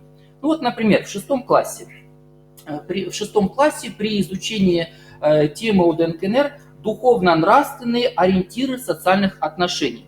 Вот вспомогательным дидактическим материалом может быть письмо. Письмо первое, оно называется «Большое в малом». Уважаемые коллеги, с вашего позволения я прочитаю это письмо. И давайте вот попытаемся осмыслить, о чем оно. В материальном мире большое не уместишь в малом. В сфере же духовных ценностей не так. В малом может уместиться гораздо большее. А если в большом попытаться уместить малое, то большое просто перестанет существовать. Если есть у человека великая цель, то она должна проявляться во всем. В самом, казалось бы, незначительном. Надо быть честным в незаметном и случайном. Тогда только будешь честным и в выполнении своего большого долга. Большая цель охватывает всего человека, сказывается в каждом его поступке. И нельзя думать, что дурными средствами можно достигнуть доброй цели. Поговорка «цель оправдывает средства» губительна и безнравственна. Это хорошо показал Достоевский в «Преступлении и наказании». Главное действующее лицо этого произведения, Родион Раскольников, думал, что, убив отвратительную старушонку-ростовщицу, он добудет деньги, на которые сможет затем достигнуть великих целей и облагодетельствовать человечество, но он терпит внутреннее крушение. Цель далека и несбыточна, а преступление реально. Оно ужасно и ни с чем не может быть оправдано. Стремиться к высокой цели низкими средствами нельзя. Надо быть одинаково честным как в большом, так и в малом. Вот удивительно, да, как Дмитрий Сергеевич описал, нет назидания, но есть аргументация духовно-нравственного поведения, да? Вот, путем слова. Здесь мы видим в этом тексте представлены межпредметные связи с предметом литература, да, преступление и наказание. И вот на самом деле это очень хороший педагогический эффект для детей, направлен на осмысление содержания вот этого текста. По ходу этого текста можно проанализировать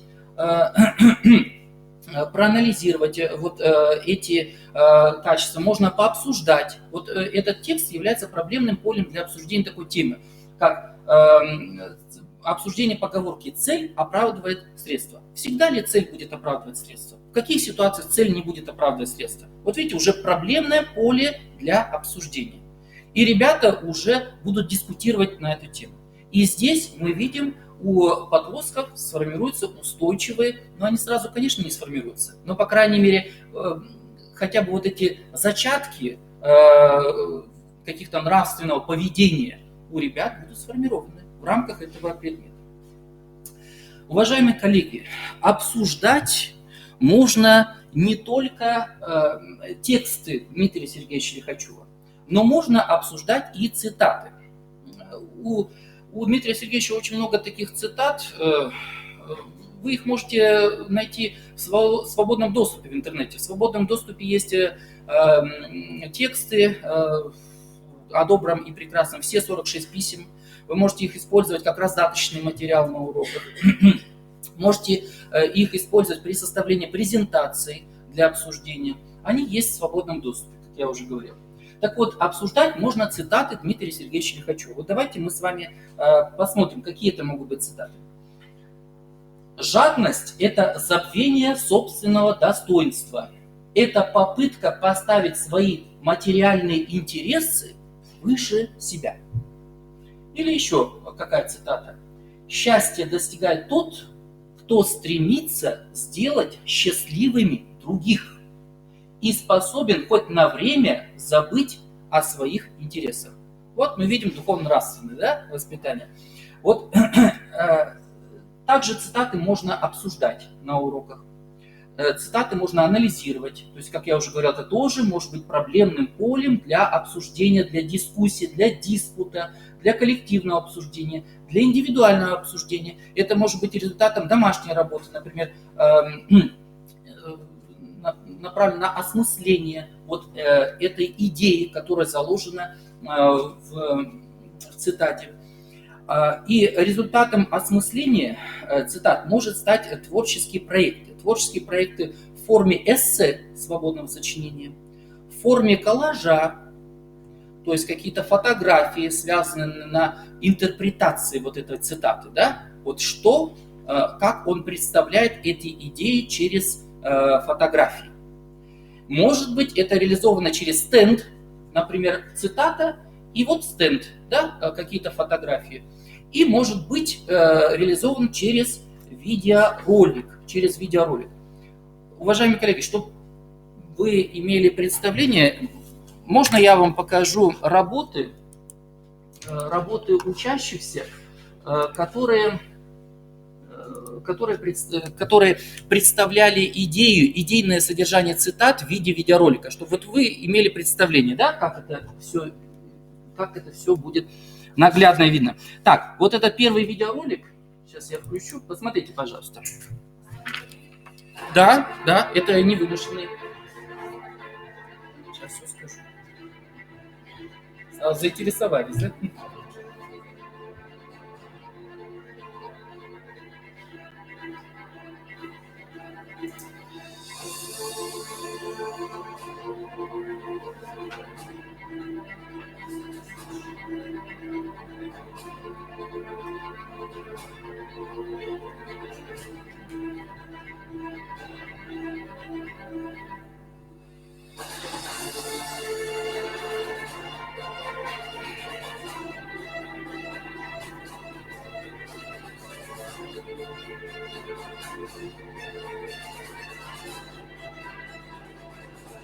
Это ребята старших классов делали.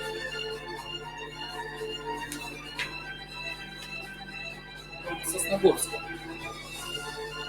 Ученик 10 класса.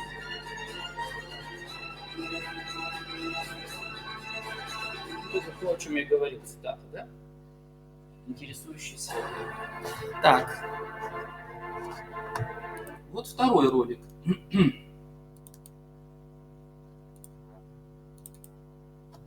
Здравствуйте! В этом видео я постараюсь раскрыть цитату академика Дмитрия Сергеевича Лихачева.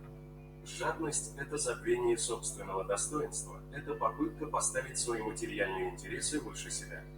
Сначала нужно разобраться, что же сам автор имел в виду под этой фразой. В своей книге Дмитрий Сергеевич пишет, что жадность губительна и себе, и окружающим. Также он сравнивает ее с бережливостью, но вот разница понятий в том, что бережливостью владеет ум, а умом овладевает жадность. Так что такое жадность? Жадность – это недостаток, ставящий материальные ценности на первое место, принижая духовные качества человека, ограничивая ум и взгляд на мир. Она убивает доброту, дружелюбность внутри, заставляет смотреть на других с желчью. Это настоящая душевная тюрьма. И для того, чтобы не стать заключенным такой тюрьмы, нужно не переходить черту между разумной бережливостью и губительной жадностью, ценить в первую очередь не материальные вещи, а себя и окружающих. Следуя такому легкому правилу, мы изменим мир в лучшую сторону. Ну вот. Здравствуйте. Как дети понимают, да? Постараюсь Вот это работа победителей проекта. Часто ли вы замечали, как многие просто проходят Учащиеся гимназии номер не 2 обращая внимания на Инкинские невзгоды ребята другого сделали. человека? А задумывались ли вы когда-нибудь, почему так происходит? Все мы стремимся найти себя в этой жизни, понять свою цель, как реализоваться, осознать, на что мы способны. Поэтому большую часть времени мы погружены в мысли, и каждый ведет шумный диалог с самим собой. Сделать или не сделать, быть или не быть. Кажется, что человек ни о чем не думает, а на самом деле в мыслях спасает целый мир. Конечно, хочется стать счастливым и супергероем. Зачем нам мелочиться в этот момент, да? Возможно, это будет мелочь, но твое большое счастье не в больших мыслях, а в маленьких действиях и маленьких радостях для других людей. Твое счастье находится на расстоянии вытянутой руки. Ведь, как сказал Дмитрий Сергеевич Лихачев, счастье достигает тот, кто стремится сделать счастливыми других и способен хоть на время забыть о своих интересах. Ну, вот такой видеоролик.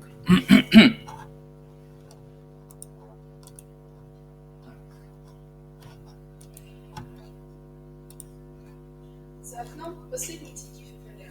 Вот календарная зима подходит к концу. А значит, впереди новая весна, такая долгожданная и светлая у нас на севере. Жизнь полна неожиданностей и перемен. От погоды до новых Учащийся знакомств, Сосногорска. ликующих сюжетных поворотов любимых книг.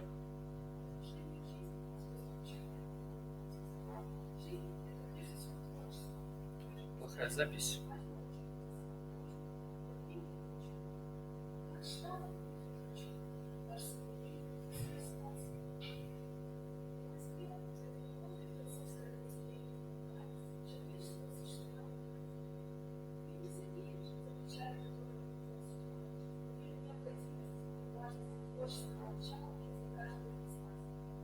Однако не все рождаются с естественной склонностью к искусству, танцу или науке. Далеко не каждый из нас наделен выдающимся талантом, но у каждого есть способности к чему-либо. Разве нельзя проявить творческий подход к приготовлению еды, созданию уюта в своем доме, умению руководить коллективом? Креативность – это способность формулировать новые и оригинальные идеи, мыслить стандарты, решать проблемы инновационным способом. Это важный аспект человеческой природы, особенности. Думаю, это поможет создать лучший мир для себя, для тех, кто нас окружает. И тогда мир станет светлее и теплее от человеческой доброты, от окружающей красоты. В это неустанно верил Дмитрий Сергеевич Лихачев, являя собой пример самоотверженного служения Родине и предназначения – хранить память, историю, культуру через веру в человека. Ну вот тоже, да, осмысление подростками духовного наследия Дмитрия Сергеевича Лихачева. Уважаемые коллеги, мы с вами рассмотрели, какой педагогический, какой воспитательный потенциал имеет наследие Дмитрия Сергеевича Лихачева. И также вы можете использовать в практике своей работы произведения Дмитрия Сергеевича. Ну, сейчас моя лекционная часть подходит к завершению, и я хочу передать слово Нине Ивировне. Может быть, тогда мы сделаем перерыв, уважаемые коллеги? Как вы к этому относитесь? Давайте, сколько, минут 10-15? 10 минут. Значит, сейчас у нас 11:10, и в 11:20 мы начинаем.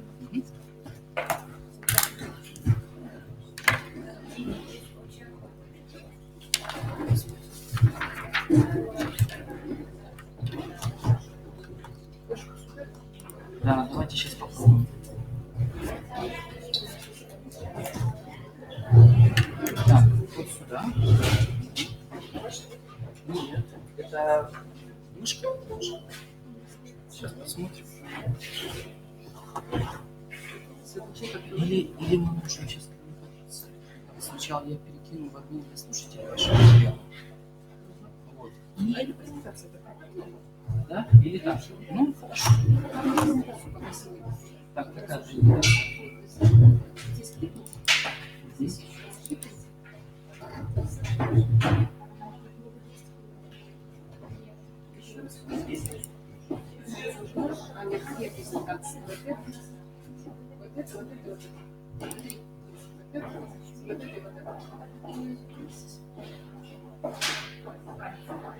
Две презентации и вот так.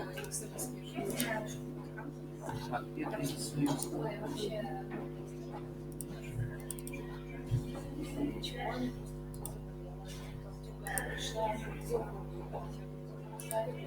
Здесь пальцы не зачищать.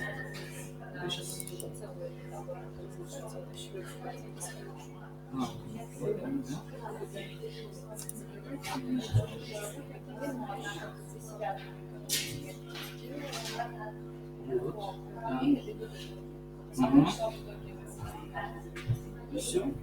Тогда вот здесь будет два документа. Заметьте один. Сейчас сначала какой будет ставить. А это моя презентация.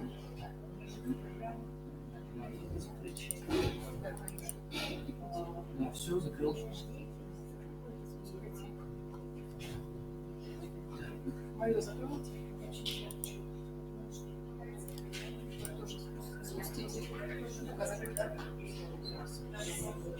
Так, тогда флешка будет здесь. Пойдемте. Да.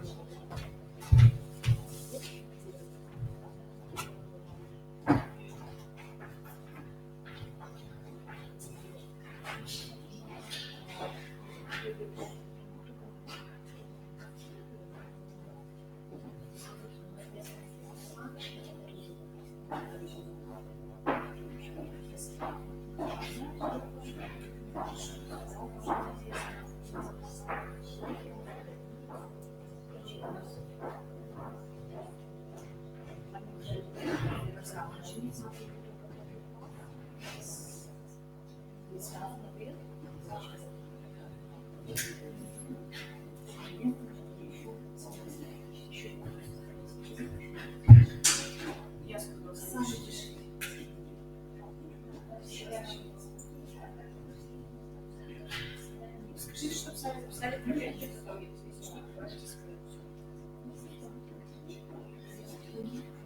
Мне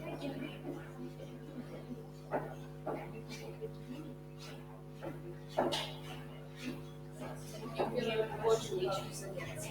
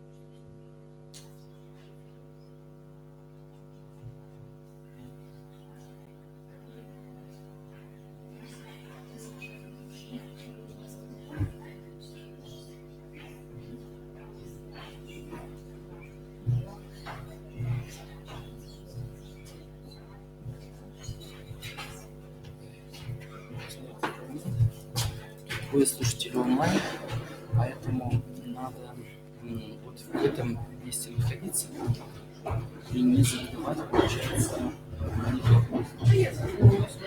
Да, да. Или даже можно сесть. Сесть, конечно, неудобно, потому что он может быть в большем количестве. Ну да. Чем есть разговоры, помните? Да, да, да. В этой связи. Так.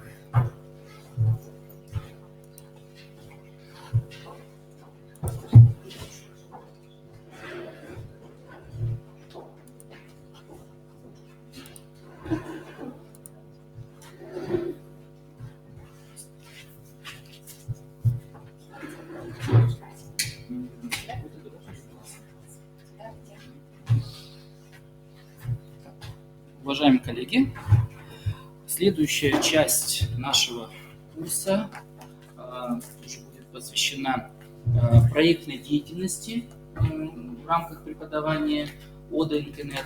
И предоставляю слово Нине Иверовне. Нина Иверовна, пожалуйста. Большое спасибо. Еще раз представлюсь, поскольку чуть в расширенном масштабе хотелось бы себя представить. Фамилию, имя, отчество знаете. Всегда представляюсь, называю происхождение фамилии, происхождение имени, происхождение отчества. Обычно с детьми начинаю разговаривать так. Ну, представим себе, что я преподаватель, а вы ученики, которым я говорю о том, кто перед ними. Да? То есть фамилия имеет свое происхождение быстро говорить, торопиться, а не то, что придумали в начале 20 века Яков Красти. Имя, да, происхождение, шумерское имя, в переводе означает наставница, следовательно, профессию выбрала правильно. Ну и происхождение отчества – это аббревиатура ЭВИР, эпоха войн и революции. Ну и, соответственно, и специализацию тоже выбрала правильно. То есть вот таким образом можно детям, я сейчас несколько в таком более серьезном варианте, а детям можно обыграть несколько более весело, объяснить происхождение фамилии, имени, отчества. С этого можно, собственно говоря, начать одни из первых уроков о том, кто я такой, да, каким я образом себя ощущаю в этом мире и что собой представляет мой классный коллектив, в котором я учусь, если я ребенок, да, и, соответственно, моя семья, ну и так далее. И вот, выходя на семейные ценности, на рассмотрение семейных традиций, тоже от самого себя идти. Преподаю я в нашей гимназии Эжинской номер 1. И помимо работы в гимназии номер 1, я являюсь председателем предметной комиссии по проверке работ открытого типа. Это работа по истории, ОГЭ по истории. Ну и кроме того, также вот историки знают, я являюсь председателем Республиканского методического объединения учителей истории.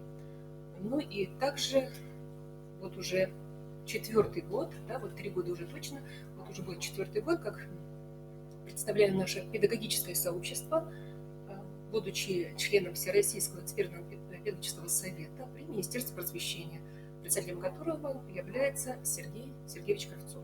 Ну, вот, собственно говоря, вот основные моменты, почему я их охарактеризовала. Дело в том, что у меня есть и свой собственный интерес, моя мотивация нахождения здесь заключается в том, чтобы услышать от вас некие предложения для дальнейших проведений Республиканского методического объединения учителей истории и обществознания, ну и также предложения, которые могли бы идти от всех учителей нашей республики, ну, включая сейчас присутствующих здесь в очном формате, 2 в заочном, ну и, соответственно, есть такое выражение, что слухом земля полнится, а мне бы хотелось на очередное заседание нашего ВЭПС, Всероссийского экспертного педагогического совета при Министерстве просвещения Российской Федерации, какие-то вопросы поднимать от нашего региона.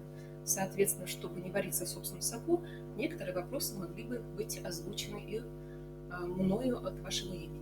То есть вот этот мотивационный момент. И еще очень самое важное, почему я здесь, это то, что мы с вами начинаем в этом учебном году работать в качестве преподавателей предмета ОДНКНР. И для нас очень важно взаимодействие друг с другом. И прежде всего для нас очень важно вот тем небольшим опытом, который у нас с вами есть, естественно, поделиться, осветить ту палитру красок, которые мы уже увидели вот за ближайшую прошедшую учебную четверть. Ну и не менее важным, на мой взгляд, является опытом. Это опыт тех преподавателей.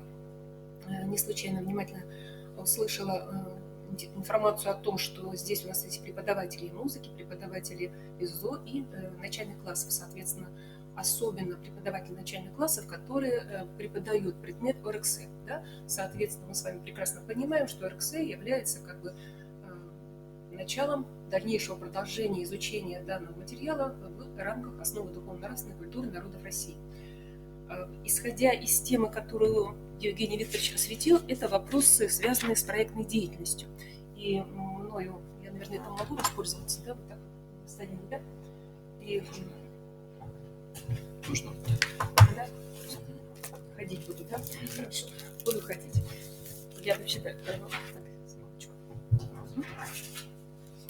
мною представлена презентация «Проектная деятельность в рамках преподавания предметной области. Основы духовно-нравственной культуры народа России». Если презентации вызовут определенный интерес, то, естественно, можно будет их себе скачать. И те материалы, которые, если вызовут ваш интерес, тоже можно будет эти материалы взять. Первое, на что хочу обратить ваше внимание, это прежде всего, с чего, собственно говоря, и началась наша сегодняшняя встреча, и Евгений Викторович об этом сказал, это наш ВГОС, да? То есть Федеральный государственный образовательный стандарт основного общего образования, то есть обновленный ВГОС. Здесь хочу обратить ваше внимание, представлена программа развития универсальных учебных действий при получении основного общего образования. На что она должна быть направлена прежде всего? Это формирование у наших учащихся основ культуры, исследовательской и проектной деятельности. Ну и также, безусловно, на получение нашими учащимися навыков разработки, реализации и общественной презентации результатов исследований предметного или межпредметного учебного проекта. Ну и сегодня мы с вами как раз будем говорить на тему создания проектов. На данном слайде я обращаю ваше внимание, что собой представляет проектная деятельность в главном ее ключе. Прежде всего, это одна из форм организации образовательного процесса, с помощью которой можно достичь общеобразовательных, метапредметных, количественных результатов. Вот во время тестового вопроса вы вели диалог с Евгением Викторовичем относительно решения заданий, где какие умения формируются у наших обучающихся в рамках предмета «Основы духовно-нравственной культуры народов России». И в этой связи хочу обратить ваше внимание, что проектно-исследовательская деятельность, она позволяет как раз приобрести умение планировать, организовывать свою работу и, безусловно, развивать творческие способности и проявлять себя в социуме. В том социуме, в котором находятся наши учащиеся, это на уровне основного общего образования, 5 классы, 6 классы. Но мы с вами прекрасно понимаем, что по завершению обучения в начальной школе наши учащиеся, они также пишут проектную работу, защищают проект, и возникает вопрос, а что же тогда в 5-6, если они тоже продолжают работать с проектной деятельностью, и в 7, 8, в 9, а уже на уровне основного общего образования защита проектов является допуском к экзамену, как мы с вами прекрасно понимаем, основному государственному экзамену. А 10 и 11 классах индивидуальный проект является отдельно взятой учебной дисциплиной, которую изучают наши обучающиеся. Поэтому важность учебного проекта, учебного исследования переоценить достаточно сложно. Что собой представляет проектная деятельность и почему очень важно заниматься именно ею в рамках учебного процесса? Ну, прежде всего, это позволяет максимально раскрыть творческий потенциал наших учащихся. Это, безусловно, дает возможность проявить себя индивидуально, занимаясь проектной деятельностью, в группе, занимаясь групповым проектом, попробовать свои силы, приложить свои собственные знания, принести пользу самому себе, показать публично достигнутый результат, принести пользу ближайшему окружению. Проектная деятельность направлена на решение и, прежде всего, той интересной проблемы, которую сам для себя ученик выбирает как интересную проблему. Но она должна быть интересна не только ему самому, но и тем людям, кому он предъявляет результаты своей деятельности. Поэтому найденный способ решения проблемы должен носить прежде всего практический характер. И особенно важное значение приобретает в этой связи прикладное значение проектной деятельности. То есть интересность данного проекта, значимость этого проекта не только для самих открывателей, но и для окружения, кому данный проект предназначен. Здесь только работает эта штука. Так, хочу, ребят, вам обратить ваше внимание прежде всего на то, что собой представляет учебный проект. Вот на данном слайде мы, безусловно, наблюдаем знакомую нам информацию, что собой представляет проект учебный. Это творческая деятельность учащихся, основным критерием которой является достижение заранее спланированного результата. И вот основные этапы, которые здесь мы с вами видим на данном слайде, они представлены. То есть идет определение замысла предполагаемого будущего продукта, затем реализация, определенные шаги в процессе реализации и создание данного продукта. То есть здесь мы наблюдаем развитие деятельности при выполнении проекта. Учебное исследование представлено на данном слайде, мы с вами это видим, что эта деятельность направлена на получение прежде всего новых знаний о существующем в окружающем мире, в данном случае объекте или явлении, и результат исследования заранее неизвестен, как в проекте. И вот как раз элементы этапов здесь у нас представлены.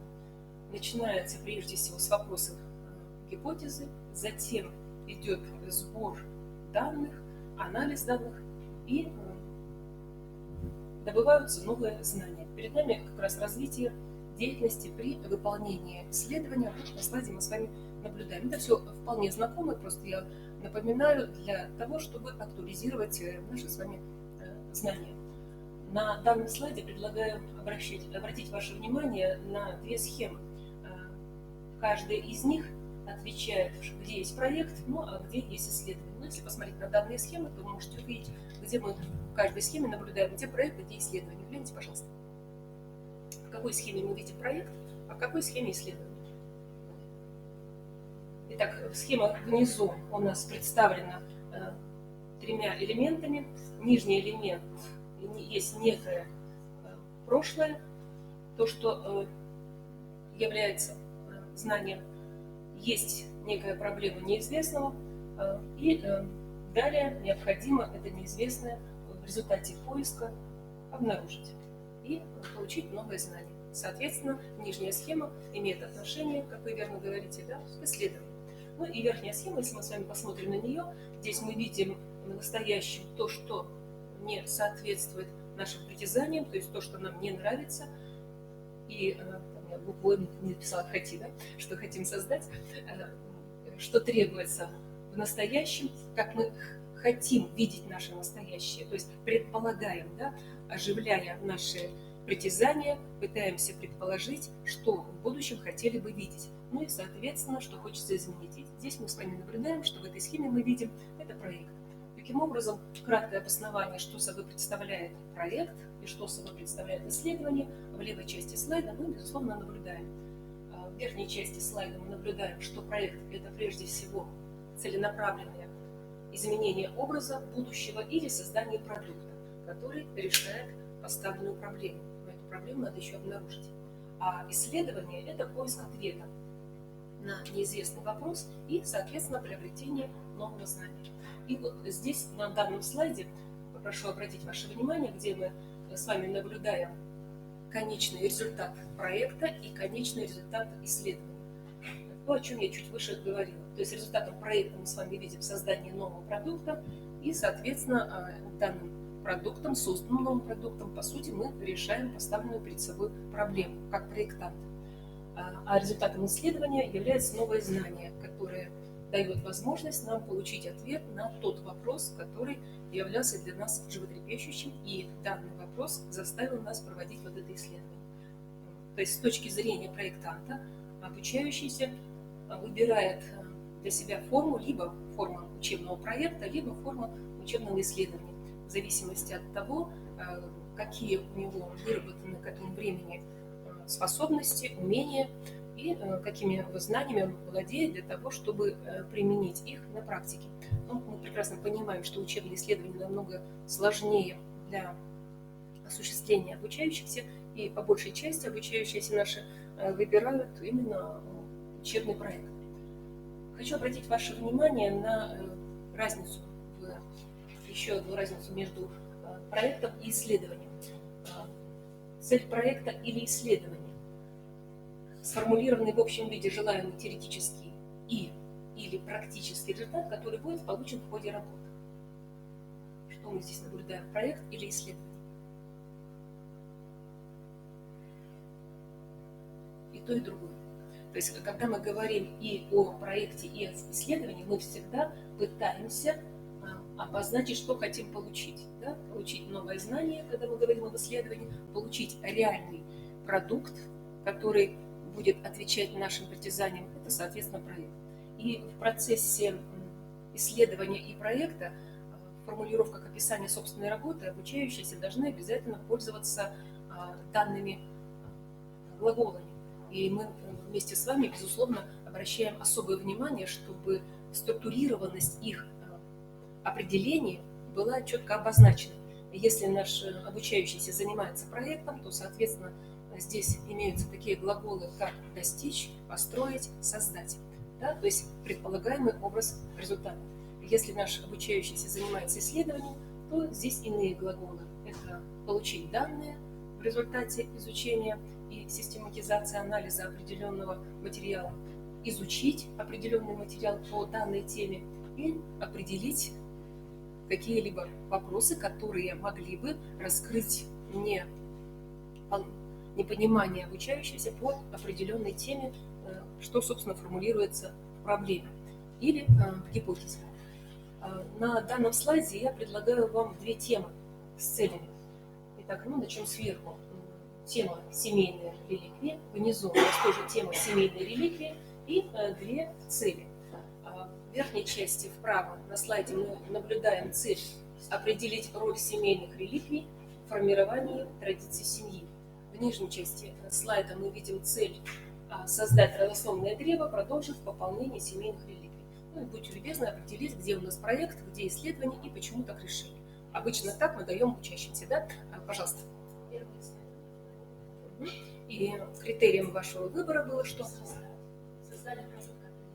Да? То есть мы работаем прямо по глаголам. И, соответственно, когда мы детям говорим, то есть они сразу ориентируются на глаголы, да? Создать, то есть создать то, что конкретно уже определено, соответственно, создать семейную реликвию.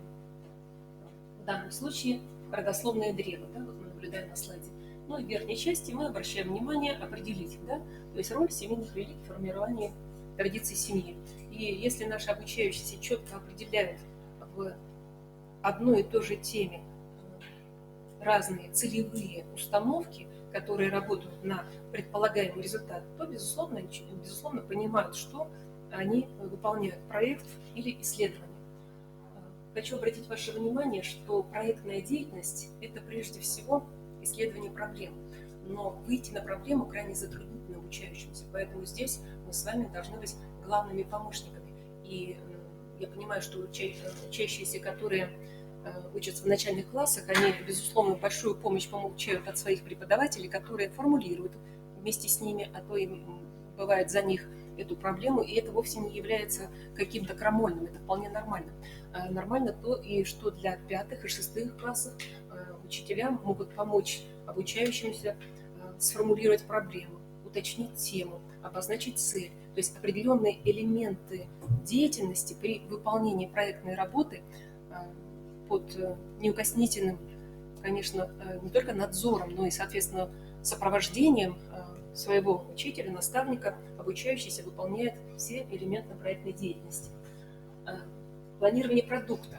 То есть в процессе выполнения деятельности бывает так, что, поскольку наши учащиеся слишком увлекающиеся люди, об этом Евгений Викторович говорил относительно их особенностей психовозрастных, да, это младший подростковый возраст, и поэтому сегодня увлекся одной темой, в рамках данной темы заинтересовал другой вопрос, тема полностью меняется, переворачивается, а уже через какое-то время совершенно иная тема волнует нашего обучающегося. И поэтому удержать его в определенных рамках того интереса, который требует еще и временных затрат, да? То есть если у нас недостаточно времени, а ему необходимо уже осуществлять работу по подготовке к защите данного проекта, то, безусловно, здесь большая роль учителя, который сумеет использовать свой профессиональный багаж, все свои рычаги, включая и авторитет, для того, чтобы удержать в рамках темы.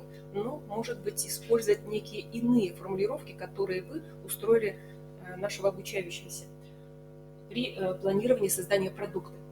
Затем создание, собственно, самого продукта, и вот здесь уже должна быть полная самостоятельность. В создании продукта мы, преподаватели, не должны принимать участие, потому что это личный результат данного ученика. Что особенно сложно по окончанию работы для самих проектантов, это, безусловно, анализ его проектной деятельности. Для того, чтобы анализировать свою собственную проектную деятельность, заранее необходимо выдавать четкую схему, по каким вопросам мы анализируем.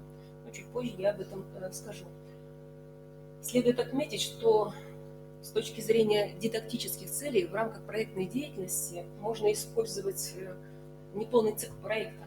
Вот, например, на уроках можем использовать определенные этапы данного проекта. Сегодня мы формулируем, предположим, проблему по определенной теме. И эта проблема может быть использована при создании проектной деятельности. Или сегодня мы формулируем основные задачи, цель, которые помогут нам при создании проекта.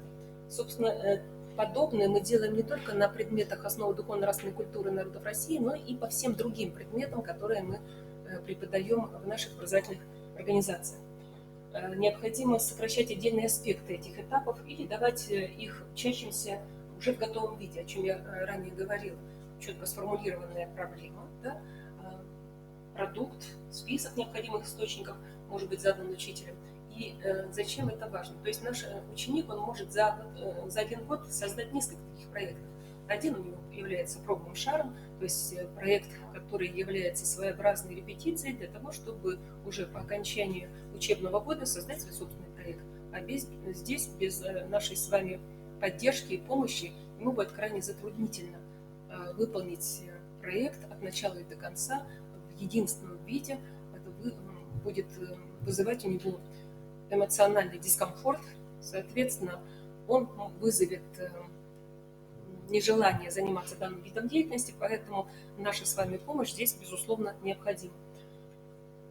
Хочу обратить ваше внимание на особенности проектной и исследовательской деятельности, которые отличаются своей траекторией. Вот если мы с вами обращаем внимание на проектный путь, то здесь мы выходим через проблему на определение темы, затем мы четко для себя понимаем, какой будет у нас тип проекта, продукта, формулируем цель. Ребята точно знают, что задачи, как минимум 2 задачи, они всегда являются традиционными.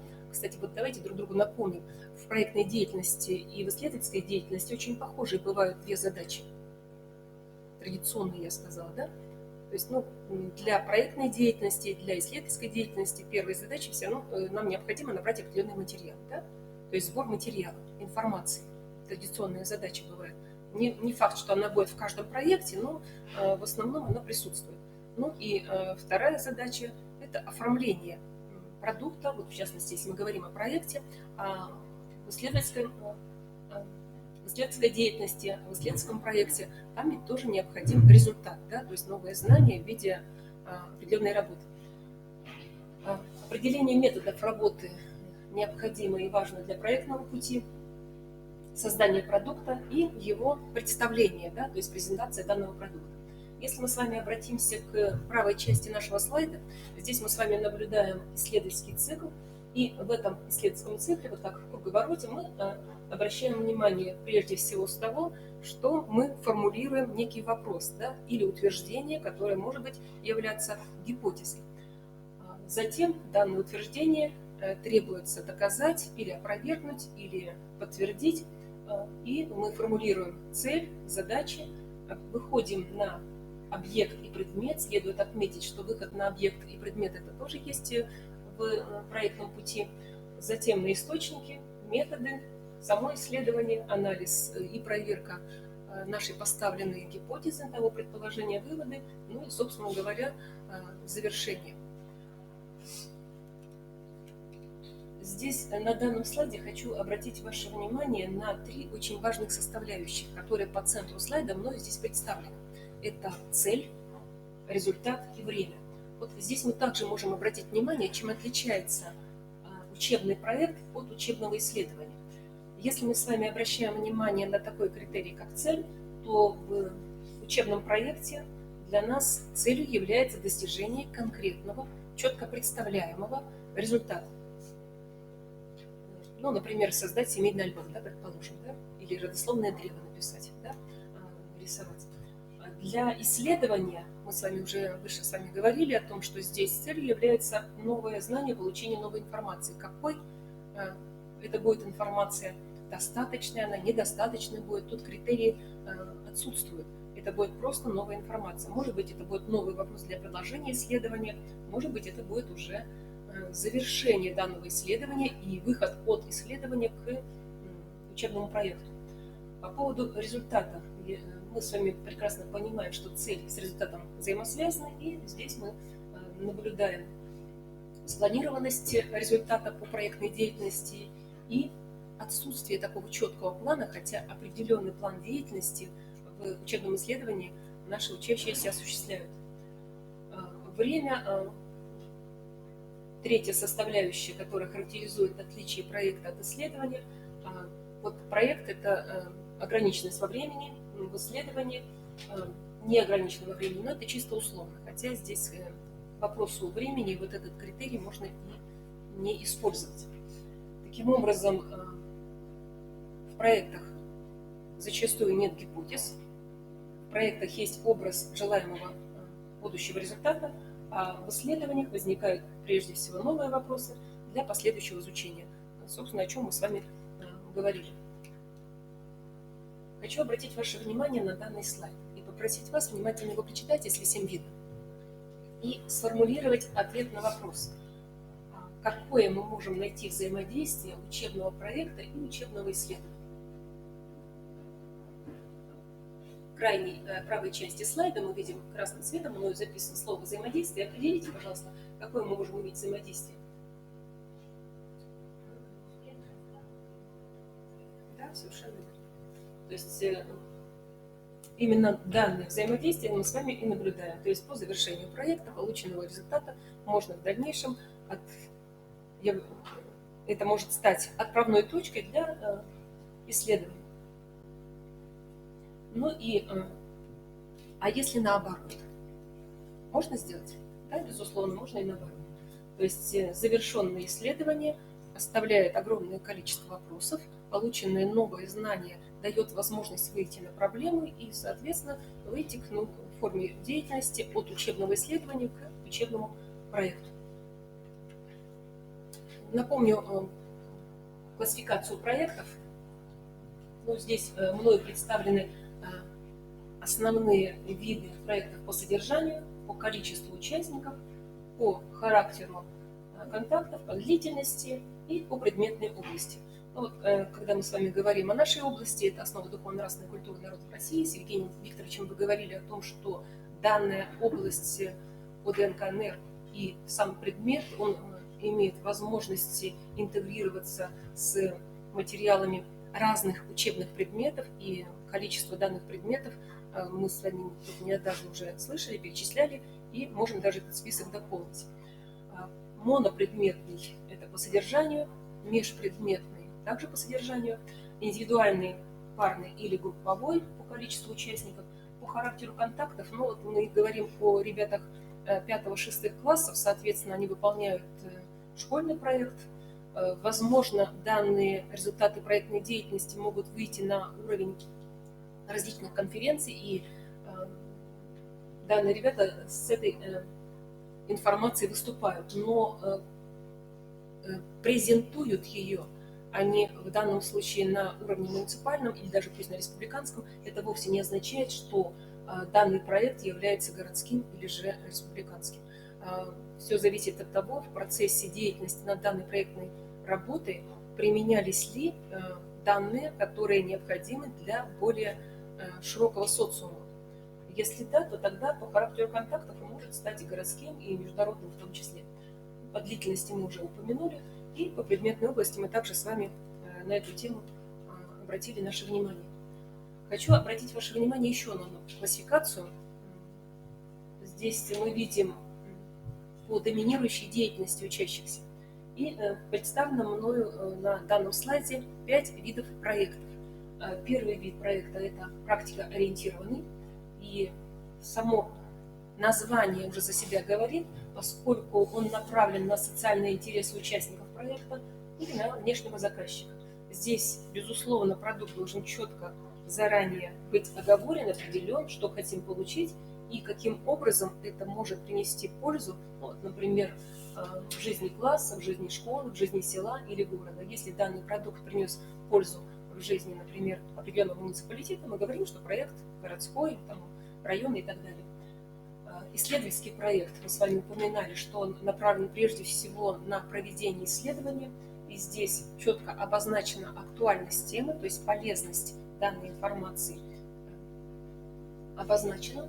Она обозначена не только в целевой установке, то есть в цели, но и в задачах данного исследования.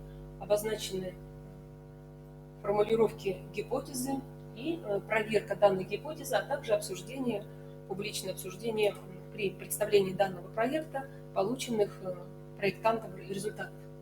Проект информационный – один из часто используемых проектов для учащихся в начальной школе, ну и, соответственно, для учащихся 5 и 6 классов.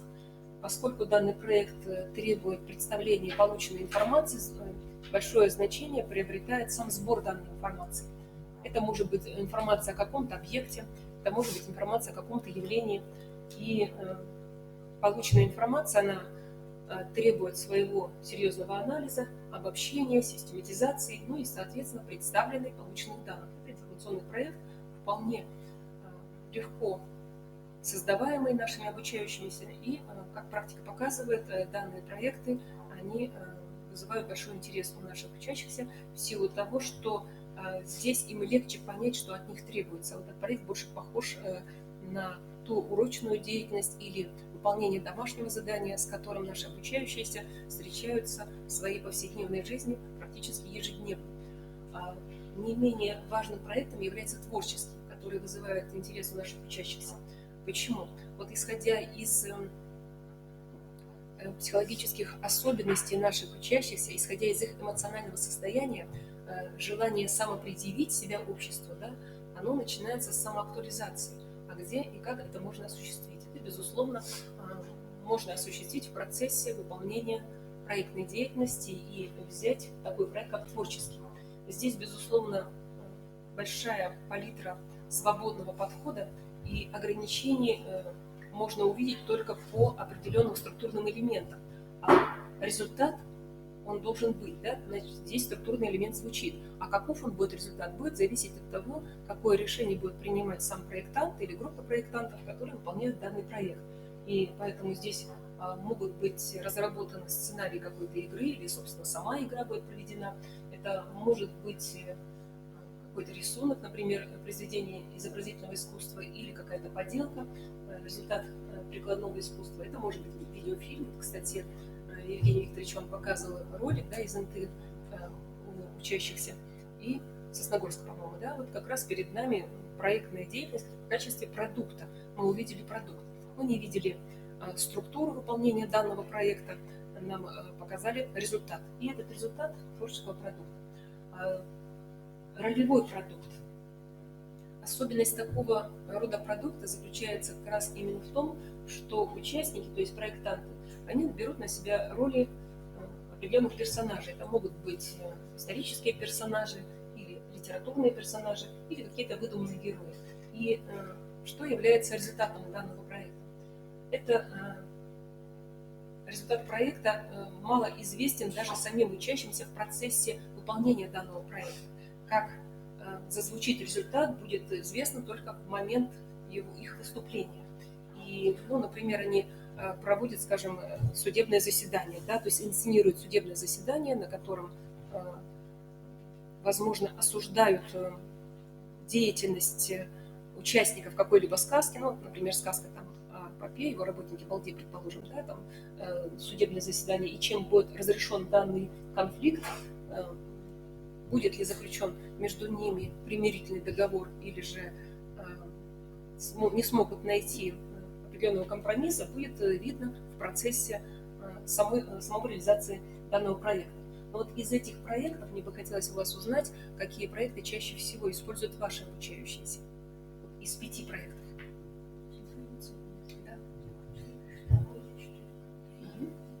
Первый, второй и 4, да? Такого проекта, как ролевой, крайне редко. Да? Да, но бывает, но, к сожалению, крайне редко для учащихся начальной школы, да, и особенно 5-6 классов.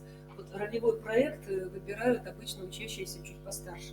Это учащиеся 8-9 классов. Такие проекты выбирают. И мини-проекты очень часто выбирают обучающиеся, которые уже в 10 классе, скажем, защитили свой индивидуальный проект, а предмет у них ИП продолжается в 11, и там они как раз занимаются мини-проектами. Там вполне это обосновано. То есть такие ролевые проекты они осуществляют. Хочу обратить ваше внимание на важные составляющие проектной деятельности. Они представлены у меня здесь в небольшой схеме картинки в правой части. Это 4 основных этапа, о которых я чуть выше уже говорила. Безусловно, эти этапы должны быть полностью отработаны. Если проектант выполняет проект, пропуск какого-то этапа свидетельствует о том, что данная работа, она составлена с огромным количеством деформаций, да, а эти погрешности потом могут сказать отрицательное воздействие на результат данного проекта, собственно, на создание продукта. То есть здесь должна быть четко обозначена система действий. То есть цель предстоящих действий должна быть сформулирована четко и недвусмысленно. Намечены основные этапы деятельности, которые представлены на слайде в схеме. Определены результаты каждого этапа в виде конкретных задач. Установлены сроки выполнения проекта. Определены исполнители. Четко определены функции каждого, если мы говорим о групповом проекте. А если это проект индивидуальный, монопроект, да, то, понятно, деятельность на каждом этапе определена. Намечены источники средств для достижения поставленной цели при достижении полученного результата и отчетность по результатам проекта. Вот когда мы говорим об отчетности, учащиеся чаще всего задают такой вопрос. Перед кем я должен отчитываться? Это мой проект.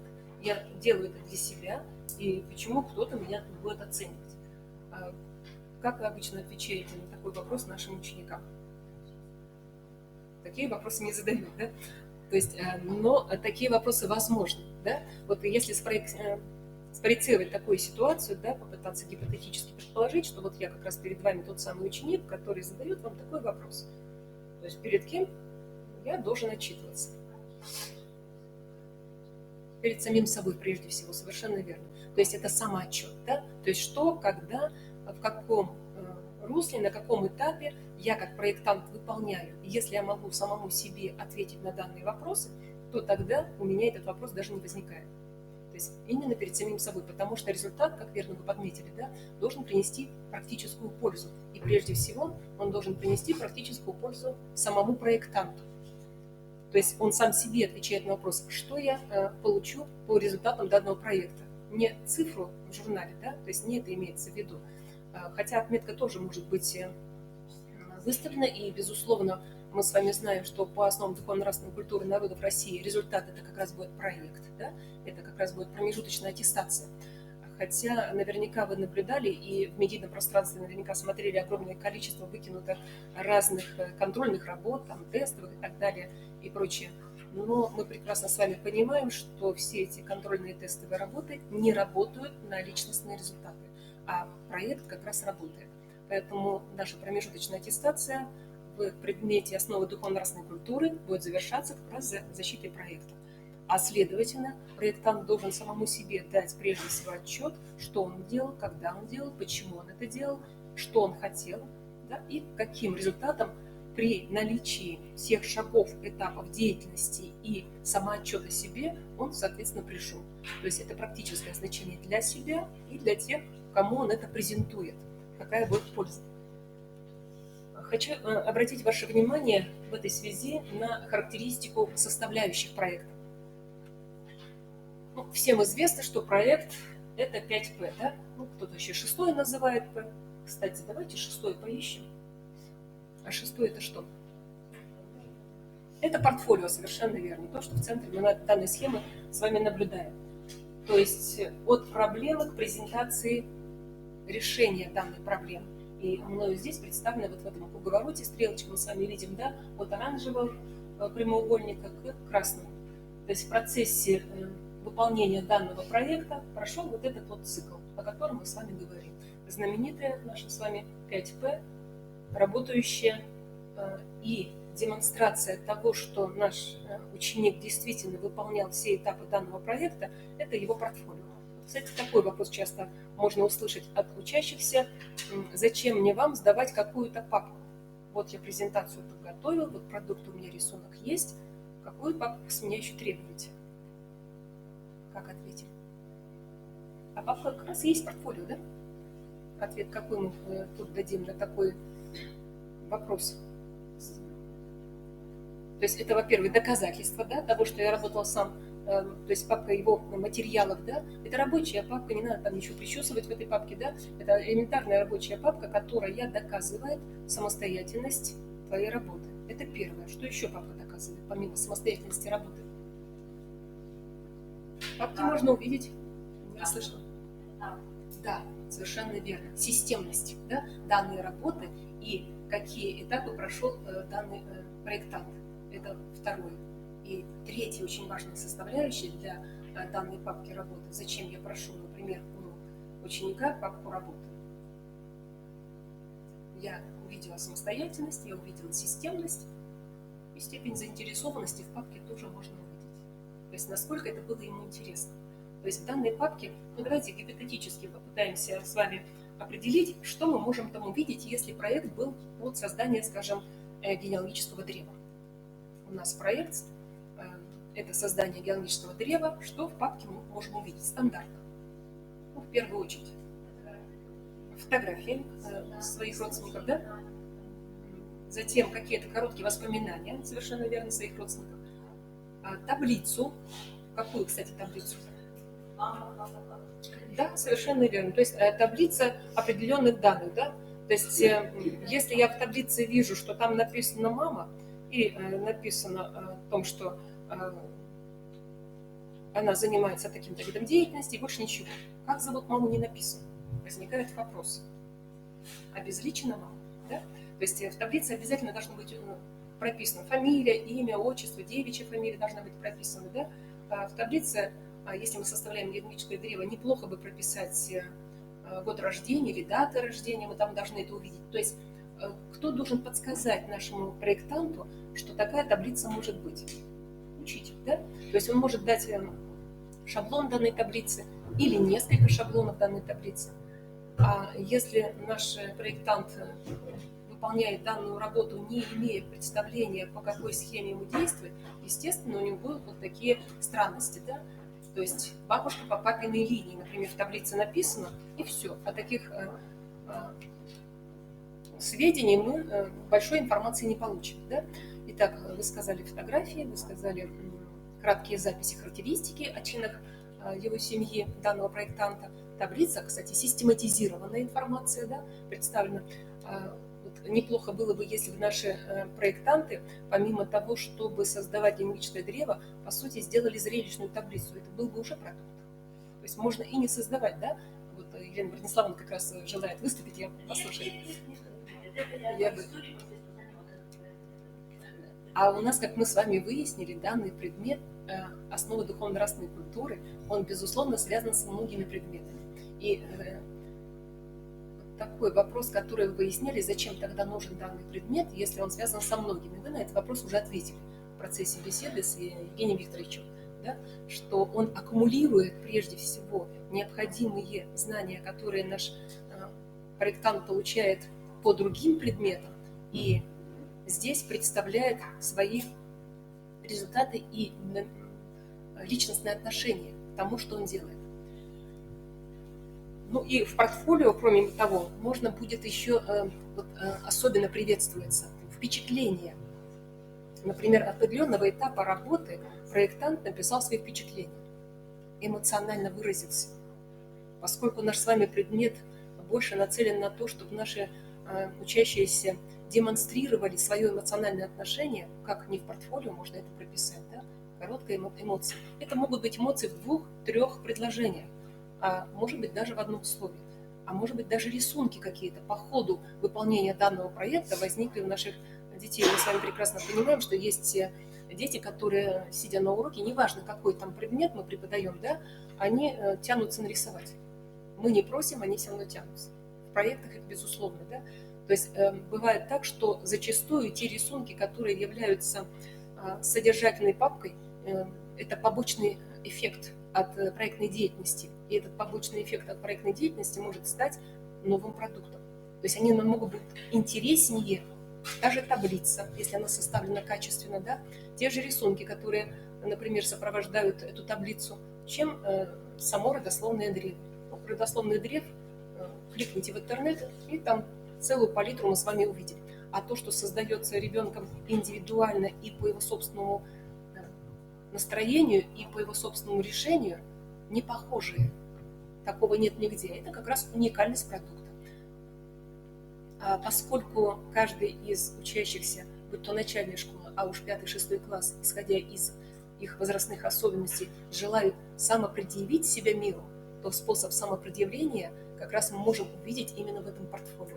То есть для нас с вами, для учителей, ценность портфолио намного выше, чем, может быть, даже сам продукт, который он создает. Потому что здесь полностью мы видим самого ученика. Ну, как будто вот одежки, да, у человека, вот это составляющая портфолио. На данном слайде я представляю вам схему. Вам необходимо будет определить, какой здесь проект и что собой представляют вот эти зашифрованные буквы. Обычно я так говорю учащимся. Но тем, которые уже знают, что такое проектная деятельность. Вы тоже, естественно, спрашиваете, но давайте вместе с вами пройдемся. Итак, начинаем с какой буквы? Буква П, да, мы начинаем с проблемы, потом выходим на тему, затем формулируем цель, из поставленной цели определяем, да, совершенно верно, задачи, затем обязательно формулируем предположение, являющееся каким-либо утверждением, требующим проверки доказательства, проводим исследование и приходим к выводам. Следовательно, перед нами, да, учебное исследование, совершенно верно. Если нам с вами поменять составляющие и сделать учебный проект, то какие буквы у нас здесь будут заменены? Мы уберем гипотезу, да, и исследование. А что заменим? То есть если мы, получается, вот эти две составляющие убрали, от задач к выводам напрямую будет не... То есть нам нужен здесь продукт, да, второе П, да, то есть у нас ПП, да, то есть П проблема, П продукт, да, а к продукту и задачам должна быть еще одна составляющая, еще один элемент. это действие, совершенно верно. И буква «С» – создание, да? То есть действия, совершенно верно, или шаги, дети по-разному это называют. То есть совершенные действия, которые направлены на создание нашего продукта. И...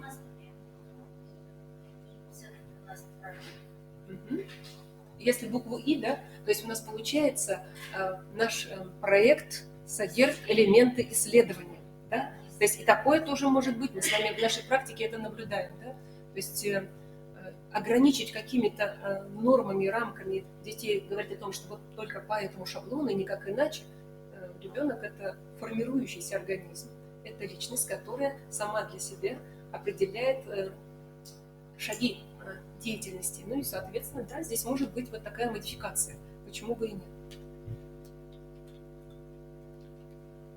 Итак, если мы с вами говорим о проблеме, от которой мы должны начать действовать, нужно разобраться, что это такое, да? То есть, что называют проблемой.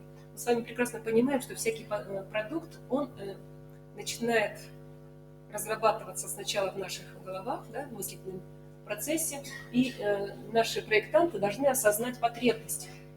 То есть в чем-то, чего еще, собственно говоря, не существует. То есть чего они хотят создать, что они хотят улучшить. Ну и вот здесь, возможно, примеры. Слева на слайде у меня представлено синим цветом несколько примеров. Это такие, как, например, мы хотим написать рассказ. Вот дети говорят, мы хотим написать рассказ. Вам это достаточно такой заявки? Вы, как опытные учителя, тут же начинаете задавать элементарные вопросы. Рассказ о чем? На какую тему? Да? То есть содержательно-то о чем? Да? То есть что там будет в рассказе? Это будет первый вопрос, который вы зададите. Второй вопрос, который вы им зададите. Да, зачем этот рассказ? Да? Совершенно верно. То есть зачем вы задаете первый, второй, о чем он, да? Поменяем местами, да? Элементы. О чем будет рассказ? И если он говорит о том, что данный рассказ для моих учащихся, возникает вопрос, откуда ты узнал, что это понадобится, да? Что это будет интересно? То есть, а для того, чтобы узнать, что это было интересно, он должен провести определенные действия. Какие действия? Да, элементарный опрос хотя бы. А для этого нужно составить вопросы для опроса, да? Извините за тавтологию. Таким образом, идут определенные действия, да? Ну и, соответственно, определить тематику. Он тематику рассказа может определить, исходя из вопросов, а также может сделать некое вкрапление. То есть его тема, которая его интересует, данного проектанта, может быть включена в данные вопросы. И, следовательно, исходя из количества опрошенных, может быть, его тема и будет интересна большинству. То есть разные способы есть. А может быть, он сам изменит свое представление о тематике данного рассказа, исходя из полученных результатов, что какая-то другая тема интересует. То есть и здесь мы с вами наблюдаем очень серьезный процесс, в котором наш проектант начинает действовать по тому плану, который сам себе создает. Или, например, вот такая потребность. Мы хотим создать семейный фотоальбом, о чем мы с вами говорили, да? И здесь масса вопросов может возникнуть. Опять же, зачем семейный фотоальбом? Нет, что ли, у вас дома фотоальбома? Кстати, зачастую, когда мы детям задаем такой вопрос, и если они не живут вместе со своими бабушками и дедушками, это молодая семья, сейчас у нас очень молодые семьи, сейчас я на молодежь что посмотрела, да, там, оказывается, я с удивлением обнаружила, что нет фотоальбома. Вы тоже это обнаруживали, да? Что вообще такого нет. Насколько мне дети говорили, есть у них фотоальбом, когда они были младенцами, там мама вела, да, вот такой альбом, больше такого информационного характера, вписывала вес, там, рост, ну и так далее, да, первый зуб появился, вот он, первый постригли, приклеивают туда все и прочее, да, такой есть фотоальбом, но он не является семейным, да, это вопрос фотоальбома мамочки, да. Есть там свадебный фотоальбом у родителей, да, когда говоришь, вот семейный фотоальбом, да, у папы с мамой, там они смешные все, да? Совершенно верно. Вот они, тематические, да, а что такое семейный фотоальбом, не имеют представления. Потом говорят, так он у нас в компьютере, там отдельная папка, так и написано, моя семья, вам это принести? Спрашивают учителя, да? Учитель говорит, нет, ничего приносить не надо, да? То есть, если ты хочешь фотоальбом, то должен выяснить, какие вообще бывают, и куда ребенок пойдет, чтобы узнать, где бывают какие альбомы, пространство интернета, да? Но для того, чтобы он там не запутался в данных пространствах, можно и познакомить учащихся на занятии, просто показать, какие бывают фотоальбомы. Да? Потому что пространство интернета, он может утонуть, там все-таки большая помойка. Помимо полезного можно увидеть и много вредного.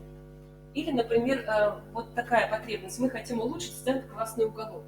И опять же вопрос, зачем? Да? Что не устраивает вас в классном уголке?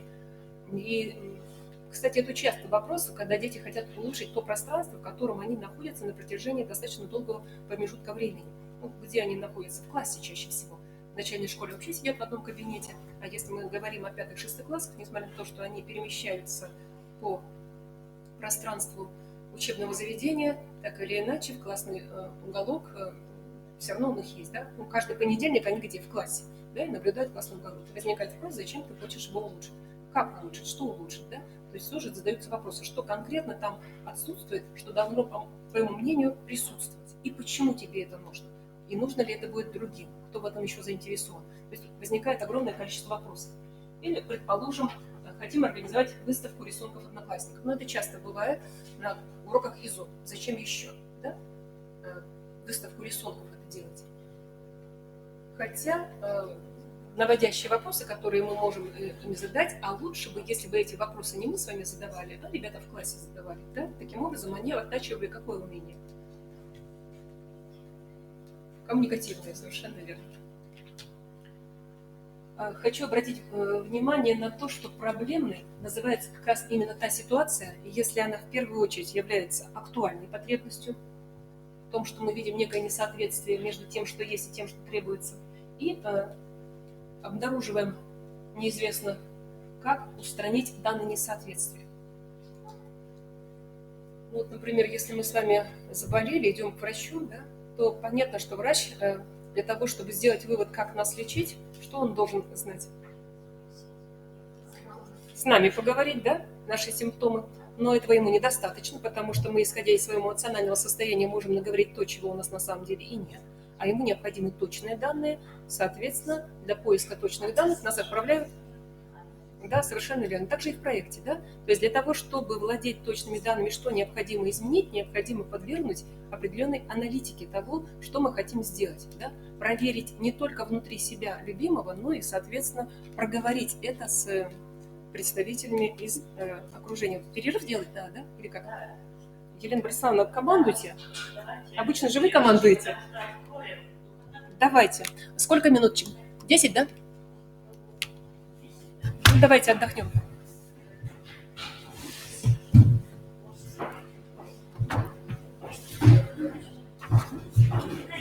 Да.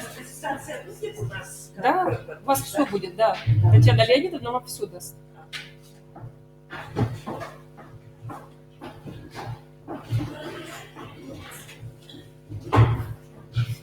Надежда Олеговна, фамилия у вас знакомая? Это ваша родная фамилия? У меня была девочка Алиса Мазарчук. Не родственники? Даже внешне похожи.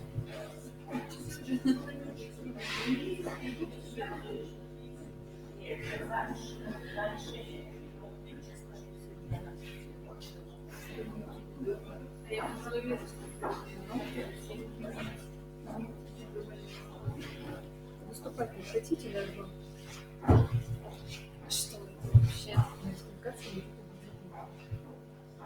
Я вообще в курсе, что там не пытала. Не слушали ни одно выступление. Идете, зайдите на сайт, посмотрите, какие там. Куда зайти? Зайдите как на сайте Криво. Сайт Криво. Зайдите, кликните, найдите формирующую историю общества. Сколько вы уже лет работаете? Я проверю. Вот я просто, знаете, у меня такой вот интерес, как говорят, школьнический. Да?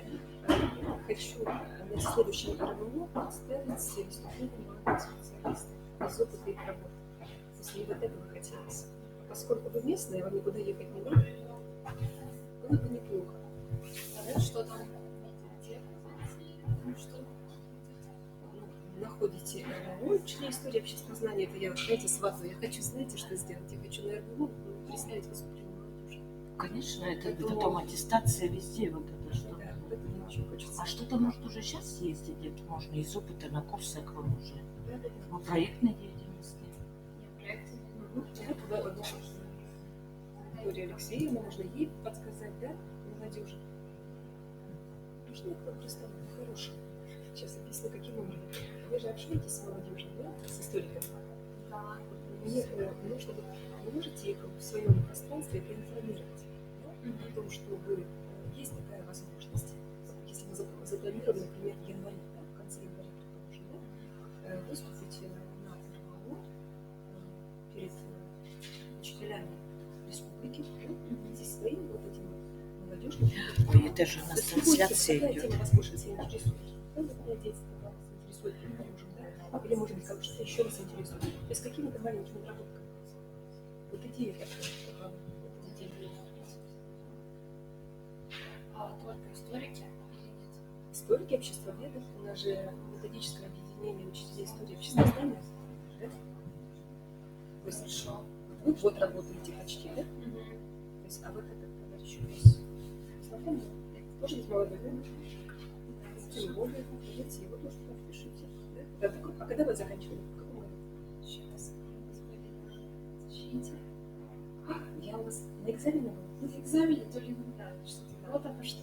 И Саша. Это вы когда защищались? Летом, да? То есть у нас еще 2 месяца стажа. Нет, я с января уже работаю. Я, слушайте, я еще, знаете, где еще? Я еще летом работаю в экзаменационной комиссии в СГУ. Я смотрю, девочка знакомая, лицо знакомое.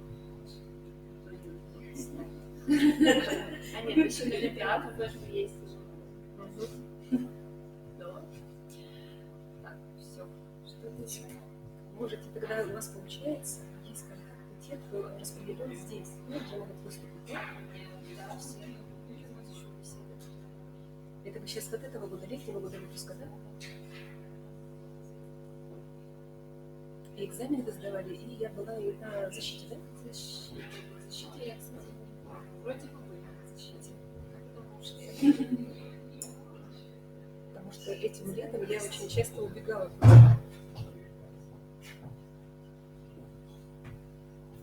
Там у вас, в вашей группе был парень такой вот ярко-рыженький, такой интересный, да? Очень понравился. Он где вообще такой парень? я даже не помню сейчас, где он.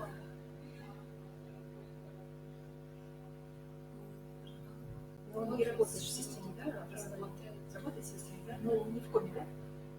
Скорее всего, даже вот еще не знаю, больше не знает, не общаются все вместе. Вы вообще местный, да? Так-то бы нет, но... Нет, родом. Самосулуйскую, да?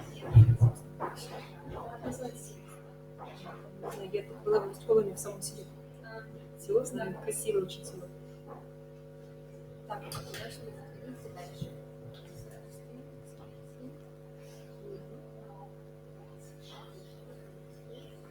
Это у них доска гибрида, да?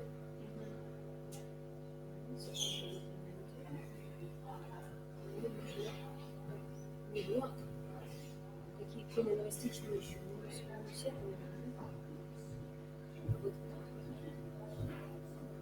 Видеозал.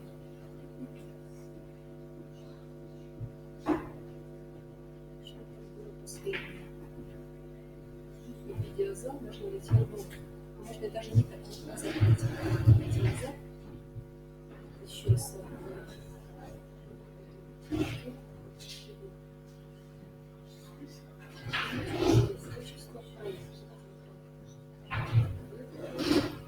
Республиканское методическое объединение. У нас с нашим бывшим директором, более не помню, там есть. Переходится, да?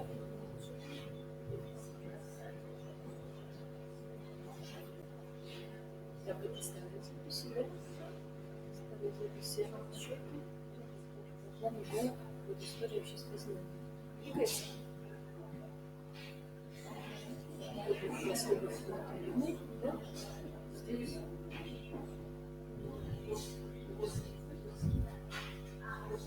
Трансляция идет объединение. Трансляция. Зарегистрироваться можно будет потом, да? Вот, кстати, вот в я последний раз у нас было вот заседание я проводила, предпоследний 22-го. Здесь все новости можно посмотреть, более старые, где у нас выступали люди, несколько лет тому назад. Старцева ваша выступала, не вспомните такое? Она выступала, вот Антоний когда-то тоже выступал. Вот у нас есть такое политическое объединение. Ну, два председателя. То есть вот я и все. Ну, Алексей у нас выставлена своих номеров. Ну, рабочая лошадка. Поэтому, если вот у нас с вами получится, оно должно получиться, да? Давайте мы с вами соединимся. Да, мы даже сейчас. Вы в Телеграме есть или где вы есть?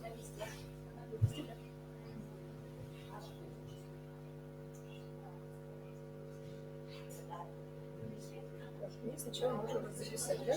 Да. Сразу в Телеграм или нет? Сначала нужно контакт сначала.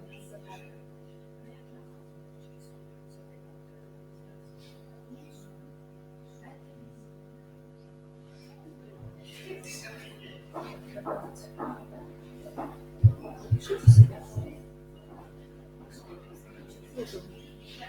Полищук Надежда Олеговна, да? Я зацепилась за фамилию, потому что у меня в глазах Алиса, и вы так на нее похожи. Я почему все время на вас смотрела, потому что думаю, наверное, вас нет.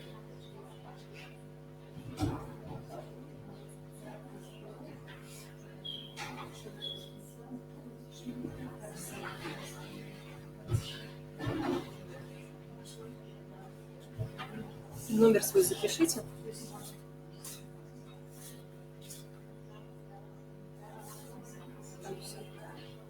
Угу.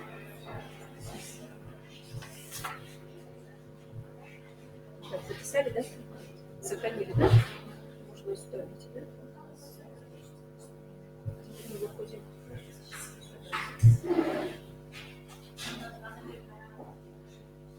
Так, я должна буду писать, да? Давайте мы вас напишем.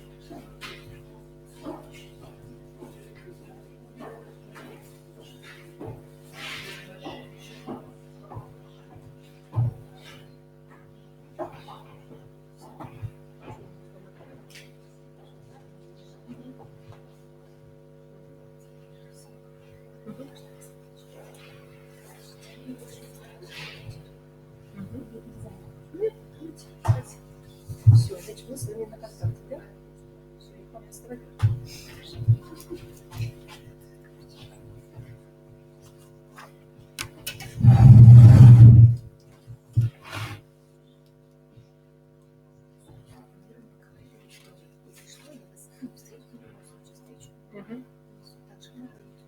Да, завтра я рано приду. Я курс сегодня сдавала.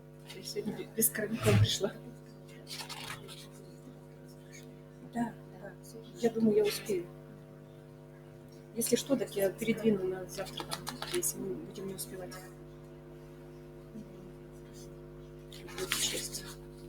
Все, да? Угу. Надежда Олеговна, большое спасибо. Вы запишите задание, которое я хочу, чтобы у нас с вами получилось. Смотрите, вам нужна группа молодых людей, которые начали работать. Первый год, второй, не важно.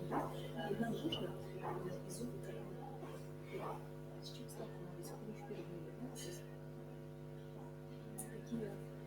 Какие плюсы, минусы, что нравится, что хотелось бы улучшить. Да? Что походить еще? Институт, что дал, что не дал, да? Что не давно дал. Только что дал, да? Понимаете? То есть вот он, первый опыт работы. Я думаю, успеем мы сейчас на что, ноябрь, да? Ноябрь. Если мы в конце января это будем проводить, времени достаточно. Свяжитесь с ними поскорее, чтобы не было времени, да? То есть нужна маленькая информация и опыта своей разработки. То есть молодой человек, да? История, обществознание, какие там, то есть о себе, какие курсы он ведет, да? Нет, какая сколько, самые такие маленькие выступления. Ну, я хочу. Еще раз. Формат вообще как строить? Просто я один из вопросов хочу пустить вопрос на удовлетворение. Вы приезжаете в Крым, да? Это будет проходить в Крыму, то есть сидим в Крыму, когда наступает? Какое число пока не обозначено, да? В какой срок отсигнализируете, что столько человек готовы там выступить? Скорее всего, может быть, постараюсь в течение недели, Мы продолжим, да? Или еще у нас есть время? Где у нас Елена Брониславовна? Еще есть время, да?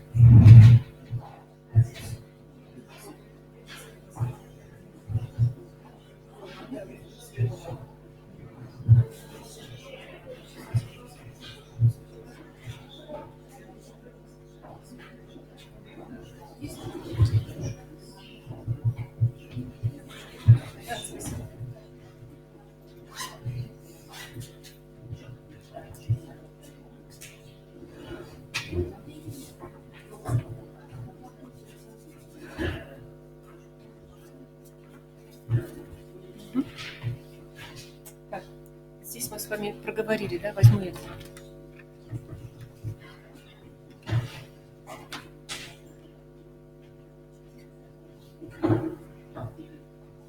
немножко омрачить ваш взгляд картинками некрасивыми. Дисгармонию ввести.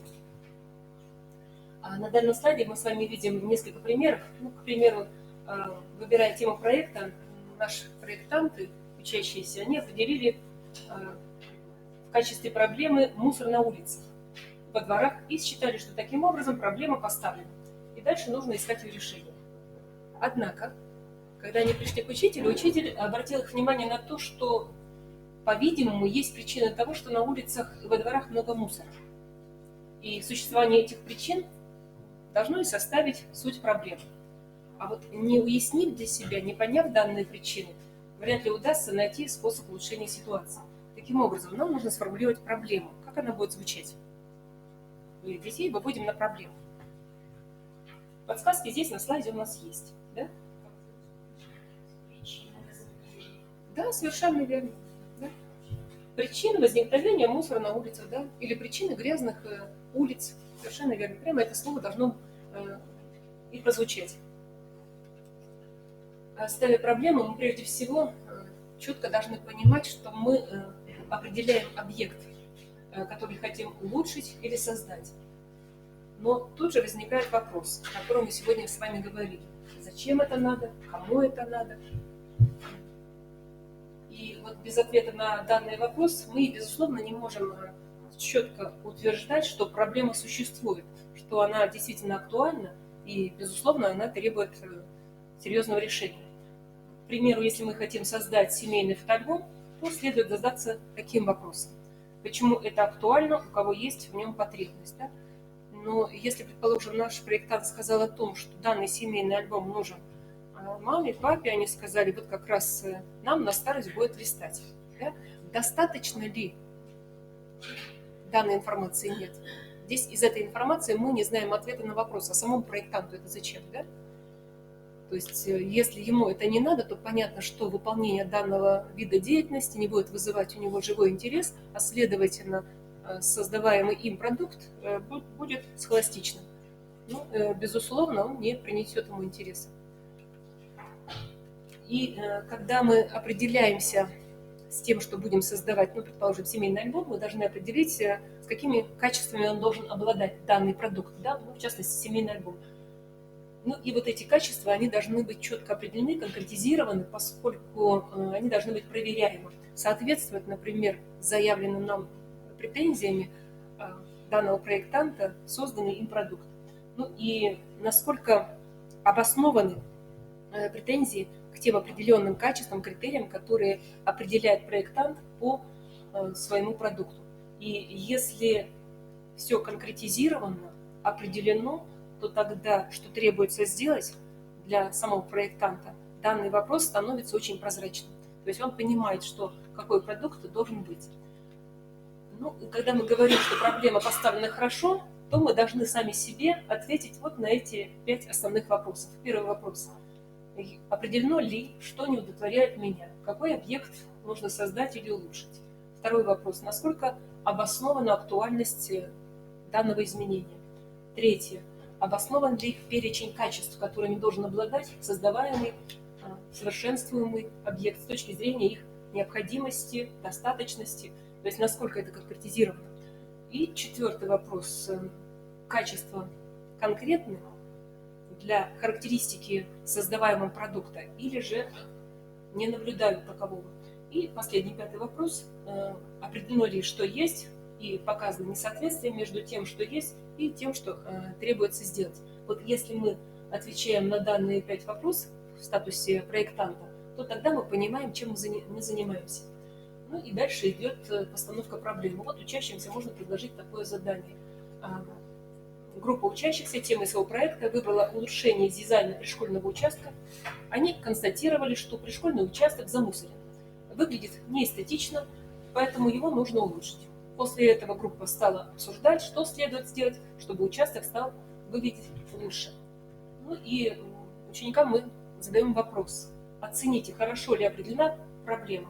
Если нет, то какие недостатки вы видите в том, чтобы, как она была поставлена. Ну, мы с вами, когда смотрели предыдущий слайд, да, мы с вами сразу определили, что проблема в данной ситуации по сути, не определено. Здесь поставлен вопрос, да? Некое недовольство того, что за мусорный участок. Ну, проблему мы сформулировали, вы верно подметили, да, что здесь причина того, что данная территория замусорена. Ну, вот здесь представлены примеры после выбора проблемы по проекту. Как дать название данному проекту? Ну, например, два названия. Первое название – улучшение дизайна пришкольного участка, второе название – создание семейного фотоальбома. И из названия будет понятно, какая проблема в данном случае решается. Если мы смотрим на первый пример, то здесь проблема решается причин загрязнения, да, и как их устранить. А во втором случае здесь решение проблемы – это систематизация той информации, которая имеется в семье в качестве фотографий. У многих даже они не распечатаны. Далее идет обоснование актуальности проекта. Здесь нужно, опять же, проектанту, самому себе задать вопрос, почему нужно реализовать данный проект, почему предполагаемые им изменения актуальны. Ну, поскольку проектант ищет актуальность, то он должен четко понимать, на кого данный продукт будет работать, кому необходим данный продукт, и в чем будет выражаться польза данного продукта. Ну, если, например, опять мы вернемся к нашему семейному альбому, да, хотят проектанты создать семейный альбом, то это может соответствовать потребностям, скажем, семьи, родителей, там, других членов семьи, возможно, родственников, да, но некоторые могут этого не осознавать, поэтому нужно тщательно рассмотреть, какова будет польза для каждого, включая и самого себя, поскольку это в первую очередь должно быть. То есть мне это интересно, потому что, да, соответственно, кому еще это может быть интересно. Здесь хочу обратить ваше внимание на то, что при решении проблемы должна быть определенная реалистичность действия. То есть не должно быть непреодолимых ограничений на реализацию. Если имеются ограничения, то тогда необходима корректировка. Ну, предположим, наш проектант решил, что он создаст фотоальбом, он закажет его в бюрократии, на это необходимо определенные финансовые вливания, на что он даже не подумал, а где он возьмет эти финансовые вливания. Да? То есть это следует понимать. Если он создает продукт своими руками, то понятно, что и туда тоже нужны определенные средства, которые у него есть дома в наличии. Да? Там, скажем, материал раскрасочный какой-нибудь, там, бумага и так далее и тому подобное. Поэтому реалистичность должна быть. Затем относительно затрат я уже упомянула, какие здесь затраты денежные, материальные, возможно, затраты времени, возможно, какая-то помощь, консультация понадобится, то есть вы должен понимать, да, то есть чаще всего помогают те, кто дома с детьми находится, и там, возможно, мама, если сидит она дома, не работает, или бабушка, предположим, присматривает за ними, то есть этот консультант, возможно, консультанты и другие, то есть члены семьи, вне зависимости от того, работают они или нет, но имеют возможность найти время для того, чтобы проконсультировать, но не сделать за ребенка. Ну и также здесь очень важно выяснять относительно проектирования, какие могут быть негативные эффекты в процессе выполнения. И данные негативные эффекты необходимо прогнозировать, то есть какие могут быть минусы в процессе выполнения данного проекта и как можно данных рисков избежать. Ну, предположим, в процессе выполнения проекта было обозначено, что временные рамки в течение 1 месяца. Но оказалось так, что в период данного месяца ребенок заболел, да? То есть, соответственно, его собственная болезнь не позволила ему заниматься данной проектной деятельностью. Таким образом, можно сократить количество выполняемых действий для того, чтобы в срок сдать свой проект. Ну, или какие-нибудь иные действия привести, предположим, какие-то подручные виды деятельности, не связанные с анализом своей деятельности, а чисто механические действия, да, можно поручить ближайшим родственникам или иному окружению. Про прогнозирование мы с вами, когда говорим, мы четко понимаем, что ребенок должен видеть на перспективу. И таким образом он себя пробует в ответственном деле. Для того, чтобы реализовать то дело, которое он сам себе поручил, необходимо большое мужество в том плане, что порученное самому себе дело, по сути, проверяется самим собой. Да? Это умение четко определить, чего я хочу, как я хочу, зачем я это хочу, да, и что у меня из этого получится. И, соответственно, я сам себя контролирую. для ребят 5-6 класса это очень сложно. Мы даже с вами можем привести примеры, когда у нас девятиклассники по другим предметам защищают проект, то определенная часть детей говорит честно, что мы занимались проектом вот буквально в апреле защита, да, значит, вот мы в марте занимались, а надо весь год заниматься. Мы говорим о девятиклассниках, да, когда они защищают индивидуальный итоговый проект. А для того, чтобы такая ситуация у нас не сложилась к 9 классу, нам необходимо воспитывать ответственное отношение к выполняемому заданию, начиная с начальной школы и продолжать, естественно, в 5 и в 6 классе. Русский язык сдал в начале февраля. Русский язык. И проектом заняться. Да, совершенно верно. Вот у нас с вами одинаковое видение. Реально. Да. А потом получается наспех созданная работа. А это работа, которая демонстрирует его результат на выходе основного общего образования. То есть вот такое. Мы с вами на сегодняшний день говорим пока о 5-6 классах, но прекрасно понимаем, что на следующий год будет еще 7, там еще 9 и так далее. И каковы будут требования уже к 9-классникам, это на нашей с вами практической деятельности мы можем увидеть, да, то есть в будущем. Про тему мы с вами упомянули, что она должна быть интересна, выполнима, приносить пользу, ну и, соответственно, должна быть оригинальна. Объект и предмет очень быстро здесь проговорю. Здесь наши дети должны четко понимать разницу между объектом и предметом исследования. То есть, если очень просто, мы детям обычно объясняем, что такое объект. Это что мы рассматриваем. Что такое предмет. Это как мы рассматриваем. И таким образом дети, исходя из полученного знания, четко понимают, что предмет напрямую связан с темой. Да? То есть из предмета исследования все то, что находится в границах объекта исследования в определенном аспекте, и будет рассмотрено в рассмотрении данной темы.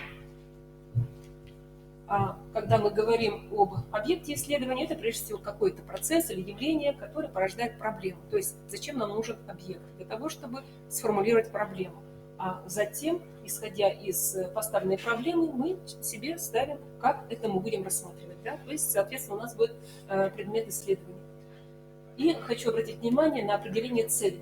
То есть цель, как мы с вами выше уже говорили, образ желаемого результата, такой, в котором результат определен конкретно, фиксированно, несет он четко определенные временные рамки и должен быть достижим. Давайте посмотрим на то задание, которое мы обычно детям даем. Да? Вот перед нами формулировки желаемого результата. Чего не хватает в приведенных ниже формулировках желаемого результата, чтобы их можно было признать постановкой цели? Первое. Я хочу когда-нибудь, когда будет время, написать рассказ о моем родственнике, участнике Великой Отечественной войны. Да? Здесь не обозначено время, совершенно точно. Да? Мне нравится рисовать, и когда я окончу художественную школу, то, наверное, пойду учиться на повара. Здесь...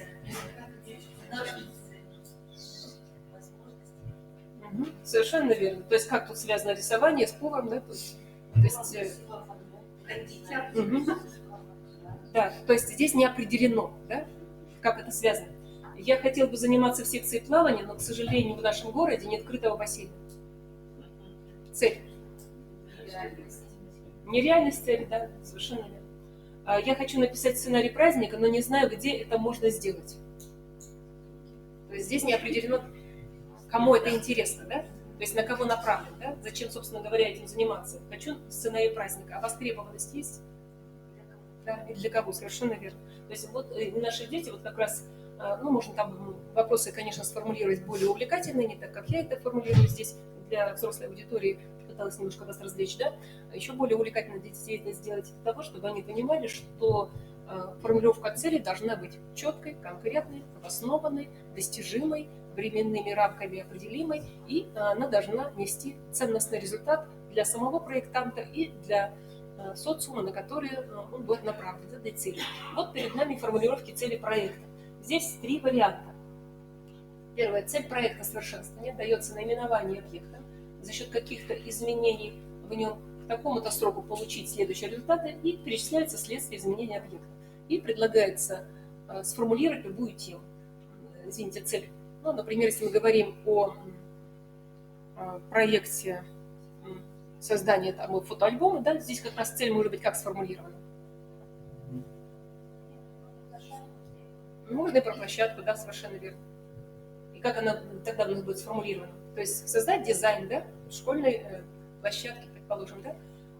Ну, второй вариант, цель состоит в том, чтобы за счет реализации таких-то мер получить не позднее такого-то срока какие-то результаты. Да?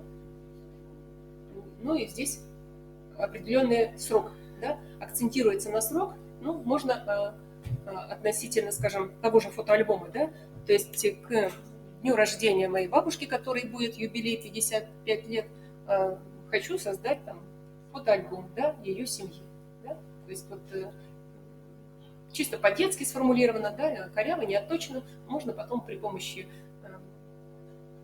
руководителя, учителя отточить данную цель.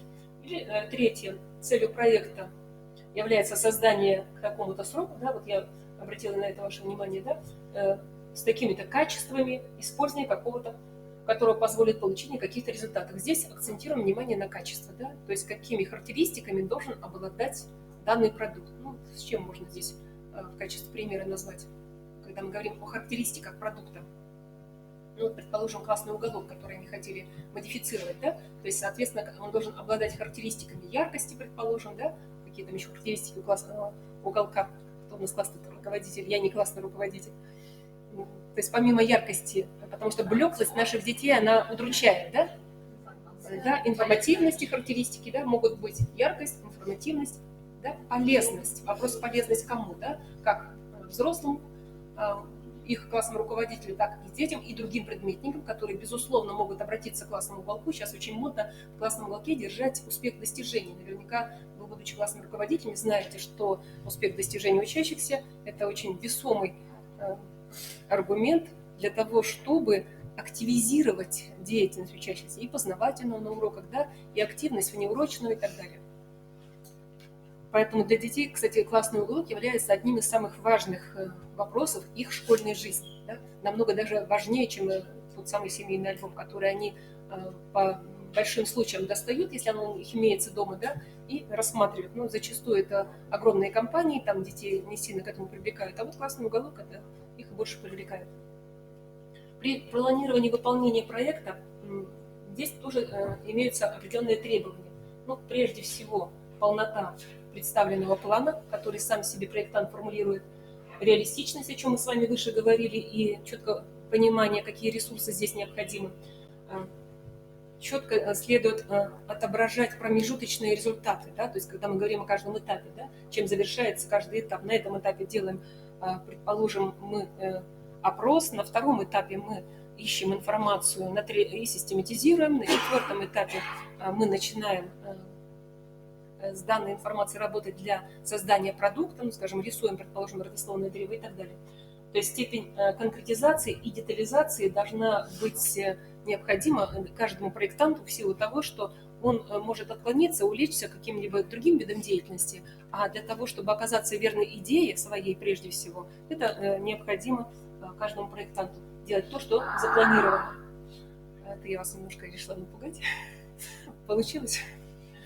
Перед нами формы продуктов проектной деятельности. Ну, они всем вам известны, да? Прочитывать не будем. О этих формах сегодня мы с вами упоминали, и некоторые из них Евгений Викторович он даже показывал. Ну и вот для самого проектанта важна вот хотя бы вот такая схема. Самому себе задавать вопрос и самому себе на этот вопрос дать ответ. Да? Вот в портфолио это должно быть прежде всего, да? Почему выбрана эта тема проекта, да? Зачем она тебе нужна, что надо сделать, чтобы решить данную проблему. Смотрите, мы выходим на проблему, потом мы выходим на цель. Что ты создашь, чтобы цель была достигнута, это образ нашего продукта, ожидаемого результата. Если ты сделаешь такой продукт, достигнешь ли ты цели проекта, и будет ли в этом случае решена его проблема. Ну и здесь мы с вами наблюдаем в ответе, существует ли необходимая связь между поставленной тобой проблемой, целью и тем продуктом проекта, который ты сделал. И какие шаги ты должен проделать от проблемы проекта до реализации, то есть перечисление основных этапов. Все ли у тебя есть, чтобы проделать эти шаги? Мы с вами упоминали о том, что могут быть дефициты информационные, дефициты, связанные с хронологией времени, да, дефициты материальные могут быть и так далее.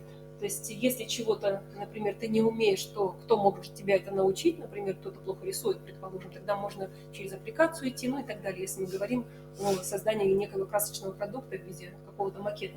И, соответственно, ответ должен быть четко разработанный план работы. И последнее, как ты будешь осуществлять все необходимое. Здесь, безусловно, траектория деятельности – это индивидуальный график. Да? Зачастую дети говорят, у меня мой график, мои этапы, все в голове. Вопрос. Почему? У тебя все в голове. Зачем ты так засоряешь свою голову? То есть недостаточно ли это все прописать для того, чтобы понимать, все ли у тебя выполнено, да, ставить там какие-то отметочки. Дети очень любят какие-то значки, мы с вами просто плюсики, галочки ставим, будучи во взрослой жизни, да, ну а ребята там какие-то рисуют солнышки, например, или там улыбка, или там огорчение и так далее. То есть что-то выполнено, что-то не выполнено. Это, знаете, у преподавателей обществознания наверняка перед зрителям в глазах, перед глазами есть тетрадочка по обществознанию, да, там, где эмоции, да, рабочая тетрадочка. Вот как раз вот такие же смайлики в начальной школе тоже, наверное, используют.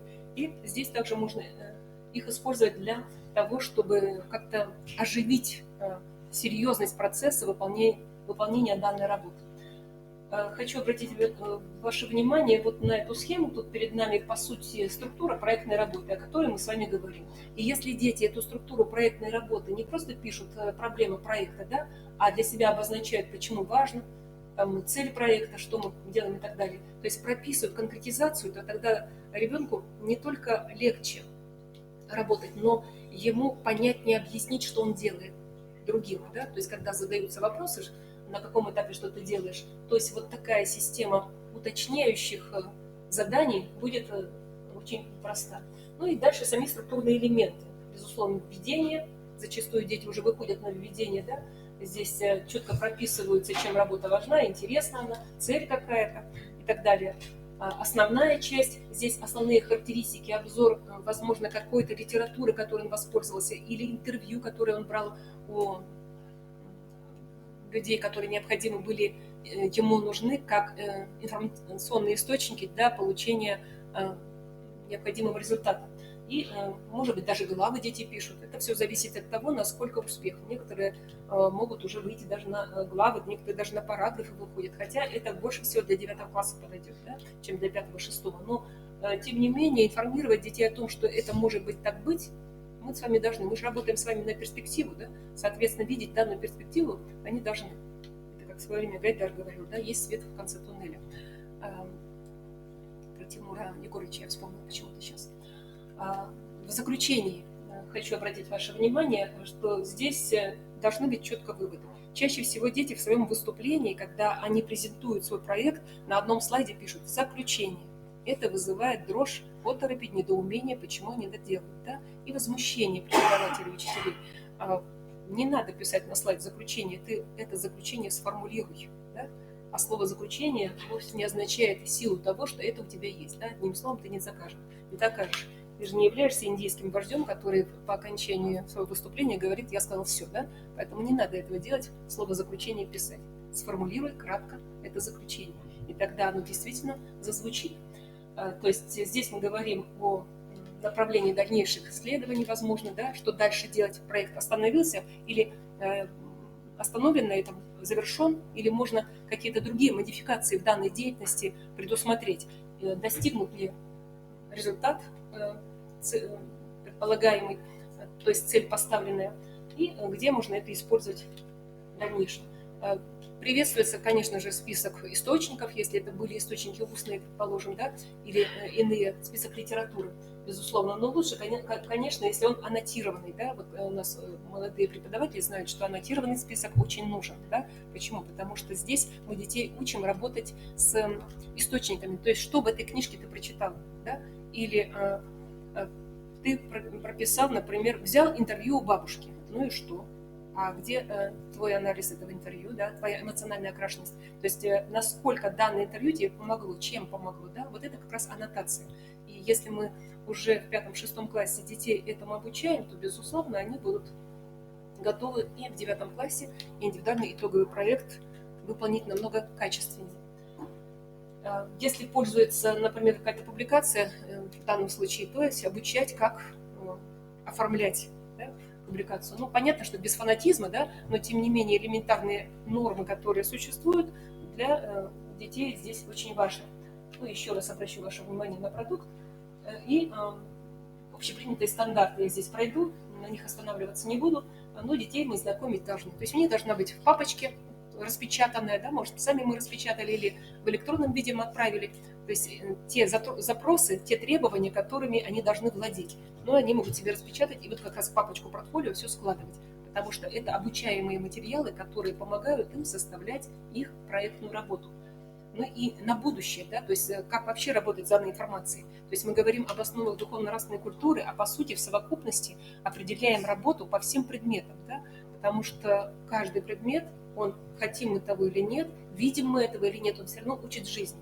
Будь то математика, география, или же история, литература, музыка или духовно-нравственная культура народов России. Требования к оформлению вот такое обычно можно детям отправить. Ну и что самое важное, на что мы с вами вначале обращали внимание, это прежде всего на умение делать самоанализ. Ну, вот некоторые вопросы, самые простые, которые мы детям задаем, да? Чтобы оценить свою работу по теме, попробуйте продолжить высказывание и ответить на поставленные вопросы. Здесь несколько вопросов, самых простых. Из данной темы я узнал, да? Самым важным для меня в рассмотрении данной темы было то-то, то-то. Я научился тому-то, тому-то. Какие источники информации помогли мне получить ответы на интересующие меня вопросы. Если дети пишут о том, что мне очень сильно помогла бабушка, большое спасибо, она меня сильно любит. В данной ситуации это не ответ на вопрос, да?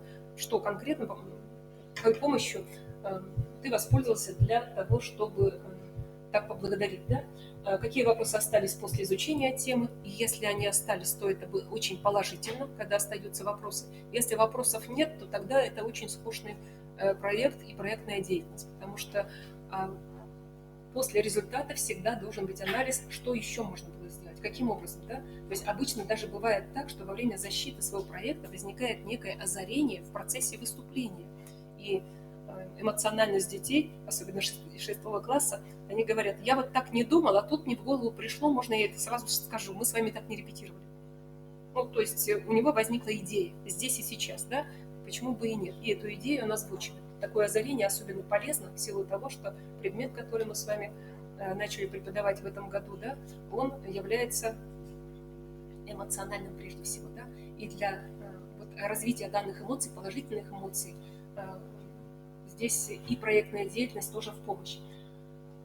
Будут ли продолжать работать по данной теме, мы сегодня об этом говорили тоже, да, и мои выводы после изучения темы. Можно изменить, да, вопросы, уточнить другие вопросы в зависимости от возраста. Для 5 до 6 класса есть определенный, это стандартный набор вопросов, да, модификация которых вполне возможна. Ну и хочу обратить внимание, что есть темы проектов из учебников. Вот перед нами 2 учебника. Можно я узнаю, вот у кого есть печатное издание у каждого ребенка на парте таких учебников? У всех только электронный вариант, да? То есть мы имели возможность детей обеспечить только электронным вариантом. Вот я, например, детям говорю, у меня на рабочем столе есть электронный вариант, я отправить в сетевом не могу, потому что не поддерживает, да? Соответственно, берите и отправляйте. Ну, кто-то скачал себе, потом через контакты друг другу переправил, ну, кому не лень, да, выполнить такую вид деятельности. Так вот, есть внутри данных учебников и 5 класса, и, соответственно, 6 класса, это виноградовские учебники, задания для проектной деятельности. И я специально эти задания вам здесь показываю. Ну, вот, например, в 5 классе подготовьте в группе небольшое сообщение об одном из выдающихся представителей российской культуры. Пишут сообщение, называют. А я еще буду показывать потом эти учебники. У нас еще с вами и завтра, послезавтра встреча, я еще о них говорить буду. Просто сегодня это в рамках проектной деятельности.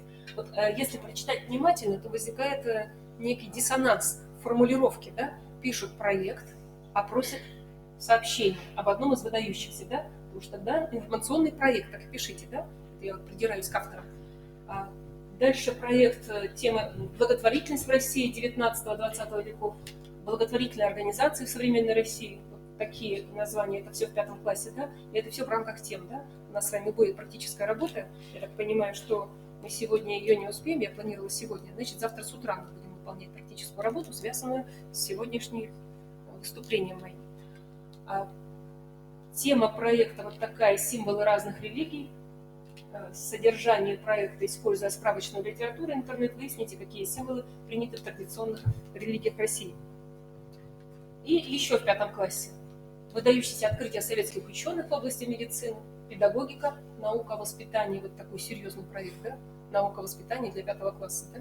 Хотелось бы, конечно, детализацию какую-то. Слишком объемная, обширная тема, она и для 9 класса будет обширной. Создание высшего образования в России, тоже для 5 класса, трудноподъемная тема. А вот выдающиеся открытия, почему бы и нет, да, в области медицины, там на примере какого-либо одного хотя бы даже, так, взяли, например, Пирогова. Да? Дальше проект в 5 классе «Фреска в православном искусстве». Вот те, кто являются учителями ИЗО, как раз очень интересный проект, да? Мозаика в православном искусстве, резьба по дереву в православном искусстве. Ну, здесь конкретизация только про православие, да, как-то вот оставили за кадром. Лучше бы, конечно, использовали всю палитру. У нас многонациональная, многоконфессиональная, многоязыковая страна, да? Но если посмотреть чуть ниже, там мы увидим ниже. Там художественные символы в иудаизме, образ Будды в искусстве буддизма и культовые постройки буддизма. Ну, тоже недостаточно. У нас есть еще и католики, да, и другие представители. Но здесь можно и другие названия темы сформулировать. Это предлагает учебник. А коль скоро учебник, это для нас не долг. Мы реализуем программу, соответственно, мы можем проигнорировать, да, информацию в учебнике, можем ее адаптировать под себя, видоизменить и так далее. В 6 классе здесь прописаны следующие темы. Это традиции благотворительности в царской семье. Да? Кстати, такие темы проекта старшеклассники обычно берут, это класс 8-9, да? Но у нас с вами вот для 6 класса. Благотворительность в современной России, опять же, идет повторение. Охрана природы в Российской Федерации, долг каждого гражданина. Вот как раз работа уже на то, что мы формируем прежде всего гражданина, да, с гражданской позицией. Формируем не просто личность, да, а обладающую ответственным отношением к окружающей среде. Создание плаката. Тут даже представлен продукт, да, плакат на тему «Сохраним природу». Презентация на тему «Заповедники России». Презентация в данном случае будет продуктом, да.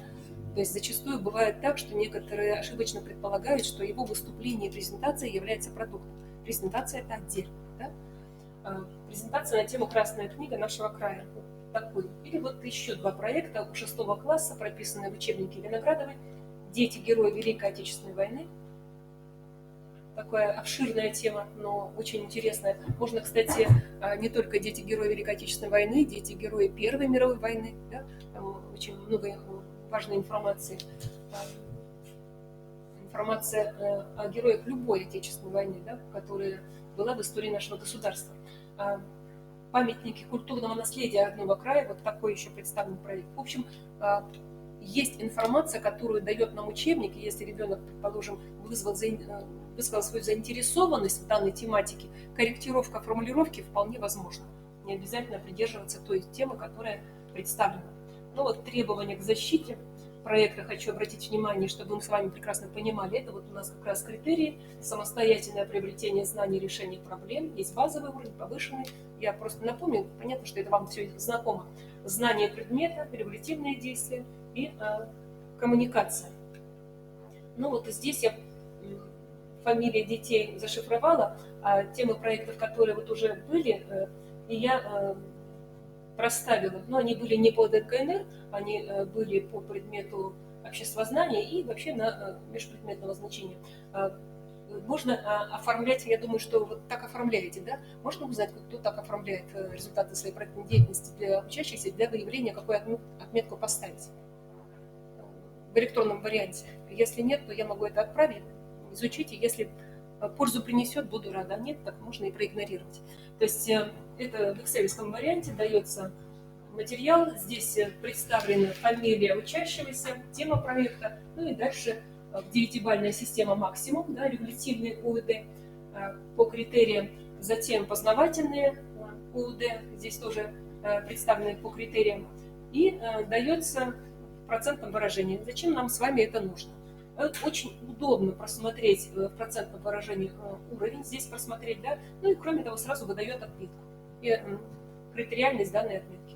То есть Все прозрачно. То есть не я выдумываю, а вот система. Она работает, да? Да. Да. Но мы с вами по всем предметам так делаем, я так понимаю, да? И это очень удобно в данной ситуации. Именно такой вариант работы. Так, привычки успешных людей, нам это сейчас не нужно.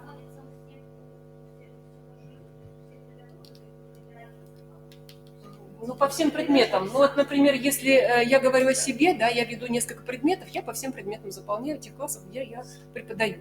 Да? Это и... Ну, да, таблица... Ну, здесь 7 человек я прописала в качестве примера, да? То есть в качестве примера я прописала. Я хочу показать, как это выглядит. Да, вот оно.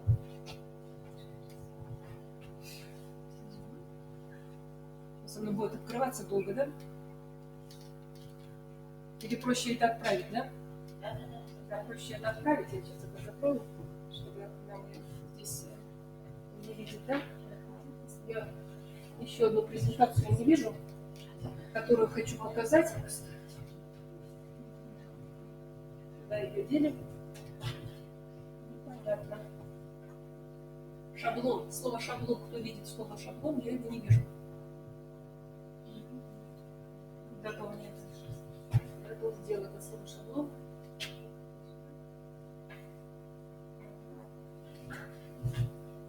Очень быстро хочу продемонстрировать.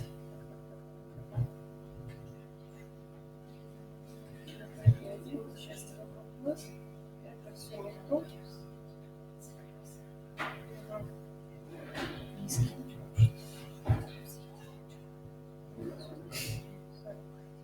Все не то, как бы двигаться.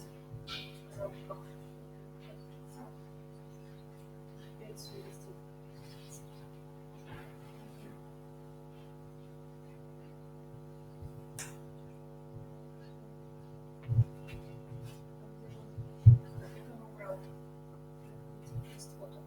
Не могу найти.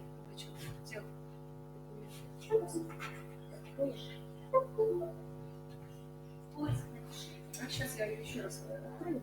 Смотрю еще раз.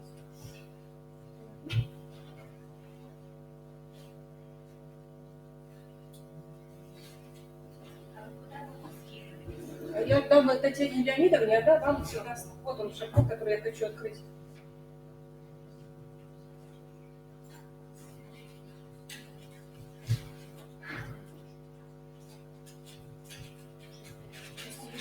Там сверху есть открыть справа. Вот справа. Свойства. Я привыкла так открывать, да? Справа. Подойдите, помогите. Да, не можешь, не видишь. Я привыкла кликать, и он не тычется. Откройте. Вот этот шаблон, да. Я там никогда не открываю. Большое спасибо. Я очень быстро пробегусь по этому шаблону, а потом я, наверное, раздам вам домашнее задание. Вы не против? Или завтра раздавать? Ну, просто хотела, чтобы вы ознакомились. Просто ознакомиться, чтобы нам сразу начать работать. Просто глянуть, да? Или вы боитесь не принести? Мне просто распечатали материалы.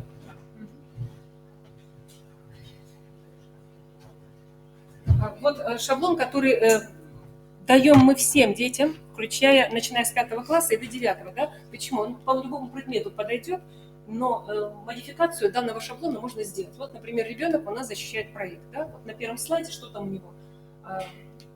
Проект, фамилия, имя, отчество автора, руководитель, да, вот первый слайд. На втором слайде он обосновывает выбор темы. Ну, здесь просят, пожалуйста, сформулируйте, почему именно эта тема вызвала особый интерес. Вот ребенок фиксирует, да, что может заинтересовать других людей, какой ваш личный опыт связан с данной темой. Не обязательно писать это на слайде, можно это сказать вслух. То есть не обязательно на слайде, не надо загромождать. Если у ребенка для защиты 5-7 слайдов, это будет здорово, да? И каждый свой шаг можно на слайде не писать, как я сейчас писала, каждый свой шаг на слайде, но зачем я это сделала? Чтобы презентация была насыщена информацией. То есть я сделала с целью, чтобы презентацию вам оставить, то есть с этой целью. А у ребенка другая цель – презентовать свою деятельность. Соответственно, не надо так много слайдов. То есть эту информацию можно сказать устно. Проблему, естественно, нужно сформулировать на слайде. То есть пишет проблему, над которой он работает в рамках проекта или исследования, порядка 2-3 предложений, и в чем заключается противоречие, которое должен ребенок обнаружить, да, которое должно быть им разрешено в процессе проектной деятельности. И если данную проблему кто-то когда-то решал, но это уже для более старших детей, то фиксирует и это. Затем для исследования пишет гипотезу, формулирует ее кратко, а для проектной работы здесь возможна идея. Да? Но идея чаще всего сформулирована как предполагаемый результат, да, чего хотим достичь. И она очень похожа с целью. Чаще всего они между собой совпадают. Цель для проекта обозначена цель, и для исследования здесь тоже обозначена. Я уже не зачитываю, поскольку мы с вами об этом говорили. Здесь также представлены задачи исследовательские. Да? Вот я говорила вам о том, что есть такие задачи, которые четко определяют разницу между целью и исследованием. Да? Если мы с вами смотрим для исследования, то это ряд частных исследовательских вопросов. Они должны быть последовательны, они должны работать на достижение цели исследования, приобрести новое знание. Если для проекта, то есть здесь в этапах. То есть вот как раз у ребенка, если 3 этапа в деятельности, это по сути 3 задачи. И это очень удобно сформулировано. Ресурсы, ну здесь у меня тут просто материальные и нематериальные, можно и другие модификации вести. Да? Дети могут писать трудовые ресурсы, человека часы еще пишут, где-то вот там я тоже фиксировала себе. Риски, почему они важны? Здесь мы можем увидеть, как работал ребенок. Да? То есть здесь он может указать, предположить, что может не получиться. Можно предположить, что мы сейчас ориентируем детей на неуспех, а на самом деле нет. На умение предположить неуспешность деятельности и выхода из данного неуспеха. Для того, чтобы он не стал огорчительным, когда ребенок не предполагает, что это может быть. Да? Понятно, что это чисто гипотетически, но тем не менее это не помешает, потому что это дает возможность акцентировать внимание на то, что может не получиться и как из этой ситуации лучше выйти. И вот когда ребенок это говорит на защите, это вообще здорово, потому что здесь мы видим его степень работы над данной темой. Да? Да, то есть я предполагал, что будут такие риски. И как я с ними боролся? Они могут не подтверждаться, эти риски, да? То есть нехватка времени, предположим, пишет такой риск, да? Но ему времени хватило. Почему? Потому что у меня был создан план, и я действовал прямо по плану. То есть или такой риск. Эта тема может мне не понравиться, я могу выбрать другую. Вот такой риск. Ребенок пишет, для того, чтобы успеть выполнить срок, я оказался верен своей идее. То есть переформулировал тему, а идея осталась прежней. Ну, разные могут быть тут риски. Или, предположим, там такой риск, ребенок один писал, что мама денег не дала, поэтому я не смог купить красивый альбом для того, чтобы сделать семейный альбом для семьи. Ай-яй-яй. И еще там смайлик нарисовал. То есть, ну, понятно, что здесь надо подкорректировать, потому что это не совсем риск, да, мама денег не дала, да, то есть, ну, значит, можно было сэкономить, да, на чем-то, самому купить, более дешевый сделать и так далее, своими руками. То есть в данном случае он преодоление риска не написал. Он риск обозначил, да, нет финансовых средств, а как он преодолел, нет, он эмоционально написал, ай-яй-яй, еще и смайлик нарисовал, ну и что, ай-яй-яй кому? Кому, кто не дал, да? Ну, про список литературы аннотированный мы делаем, но для 5-6 класса это не факт, что нужно от каждого ребенка требовать, да? Но объяснять, что это может быть, и в классе всегда найдется 1-2 человека, которые это обязательно сделают. И вот это как раз те самые уникумы, на которых мы в дальнейшем будем делать ставку на их серьезные конкурсные работы. Да? Методы, да? То есть какими методами пользовался в данном случае. Да? Дети пишут метод опроса. Нормальный метод, да? Пусть пишут метод опроса, предположим, да? Метод анализа, да? По-разному пишут, разные методы. Ну, если мы говорим о ресурсах, да, материалы, которые потребуются для выполнения. И если дети прописывают, предположим, для составления макета, мне необходим клей, предположим, 2 банки клея, ватман, там написал, сколько там листов ватмана, там краски какие-то и так далее. В данном случае учится ведению и учету хозяйственному, да? То есть это важно. Может быть, покажется слишком это упрощенно, утилитарно, но тем не менее для нас с вами важно, что он этот подсчет делает. А некоторые дети даже фиксируют, сколько потратили. Да? То есть если им нужно было это купить, тот же самый ватман, дома его не было, То есть пишут, вот они такие затраты.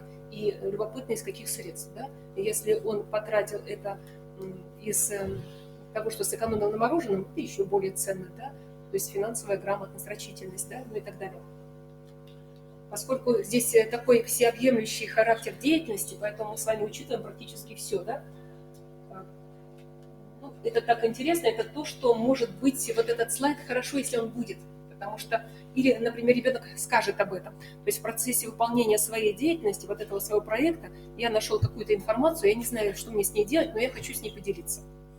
И в процессе выступления бывает озарение у ребенка. Я о чем вам говорила, да? Он вдруг понял, как эта информация может ему помочь, как она может поработать. Это будет следующим его проектом, или это будет продолжение на новом витке развития этого же проекта и так далее. То есть это интересно. То есть это приветствуется. Почему? Потому что это побочный положительный эффект, да, который ребенок получает от проекта и получает удовольствие. От своей деятельности каждый человек должен получать удовольствие, тогда он счастлив. Помните, как писал в свое время Короленко, да? Что человек создан для счастья, как птица для полета. А проектная деятельность – это как раз вот то самое действие полета, которое ребенок осуществляет. И если от этого полета он получил удовольствие, и для него это стало полезным результатом, он захочет еще раз летать, то есть осуществлять проектную деятельность. И, возможно, в течение учебного года будет не один, а несколько проектов. Но нам хотя бы научить его выполнять хотя бы один, да, проект. Но каждый ребенок для себя определяет, что в дальнейшем он проекты выполняет ведь не только по предметам основы духовно-нравственной культуры, да, но и по другим предметам в том числе. Ну, календарный план вовсе не надо на слайд, но это должно быть в папке портфолио. Да? Вот такой, например, календарный план, который я здесь предлагаю, представлены здесь в описании, да? Сроки, ресурсы. Но это очень серьезно. Вот до 9 класса это точно нужно. Да? 5 и 6 мы должны им предоставить, что такое может быть. Он может это и не выполнять, да? И не все отсюда взять. Предложить, что вот такой календарный план есть шаблонизированный. Ты из этого возьми, что тебе подойдет, и запиши, чтобы я понимал, твой преподаватель, что ты действительно по проекту работаешь в системе. Да? А я даю уже как бы на уровень основного общего образования календарный план, который состоит вплоть от начала, то есть у нас получается от целеполагания и до публичной презентации, да, данного исследования. Ну и кроме того, там был календарный план у нас для исследования, да, вот здесь мы видим 12 пунктов. Ну, а здесь календарный план для проекта. Тут 2 календарных плана мною представлены. Но они почти похожи, за небольшим исключением в названии этапов. Мы с вами знаем, что модификация этапов может быть. Ну, собственно говоря, все. Да? Я, наверное, сильно вас утомила.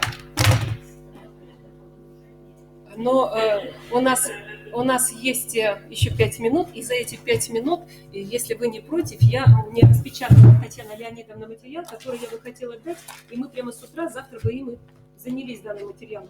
Елена Брониславовна, я не знаю, сколько вещей, 13, ну ладно, я могу отправить по почте, да, или в Телеграм, да?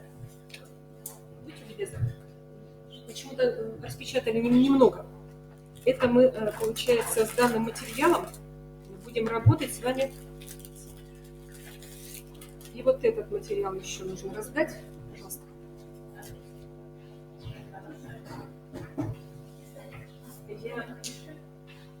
Просто мне сколько распечатали, почему-то посчитали, что вас будет меньше, и, соответственно, распечатали немного. Это 2 материала разных, они разные. То есть первый материал вы наблюдаете, там распределение тем по тематическим блокам, да? Там представлены мною 5 классы, а внизу 45 примерных тем. Увидели, да? 45 примерных тем. То есть на следующее занятие, то есть получается завтра с утра, мы с вами будем заниматься тем, что распределять темы проектов или переформулировать названия тем, которые могут быть. Да? Может быть, какие-то темы мы забракуем. Я как раз этим занимаюсь. Давайте я еще раз озвучу.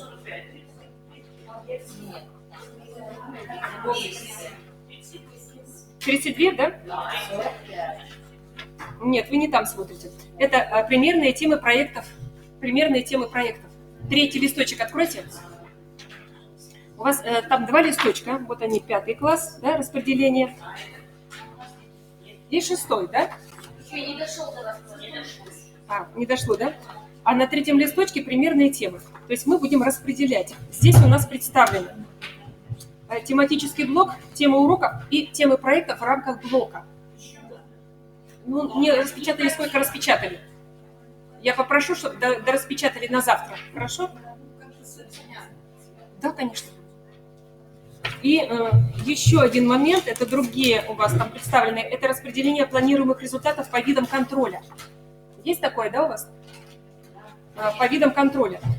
Текущий, тематический и способ оценки, да? То есть вот завтра с утра мы как раз займемся, закончим с проектами по видам контроля, очень быстро сделаем. Здесь больше всего мне нужна ваша как бы практическая значимость. Почему? Потому что вы обладаете опытом огромным, и мы сейчас не можем этим заняться, а вот завтра займемся и совместными усилиями, получается, в рамках работы круглого стола, мы с вами это определим плюсиками. Да?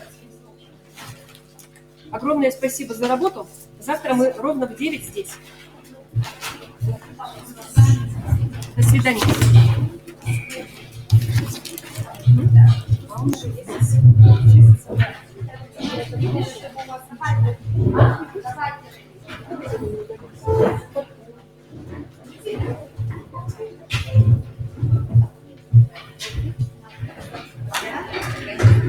Вот это я имею в виду, да?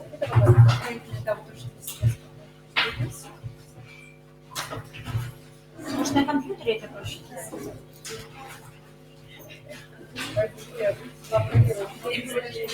Ванеева себе зачем раскопировать 2 минуты? Нет, его надо удалить отсюда, это личное. Да. Может, на компьютере это проще сделать? Может быть. Но нас бросили, не отключили.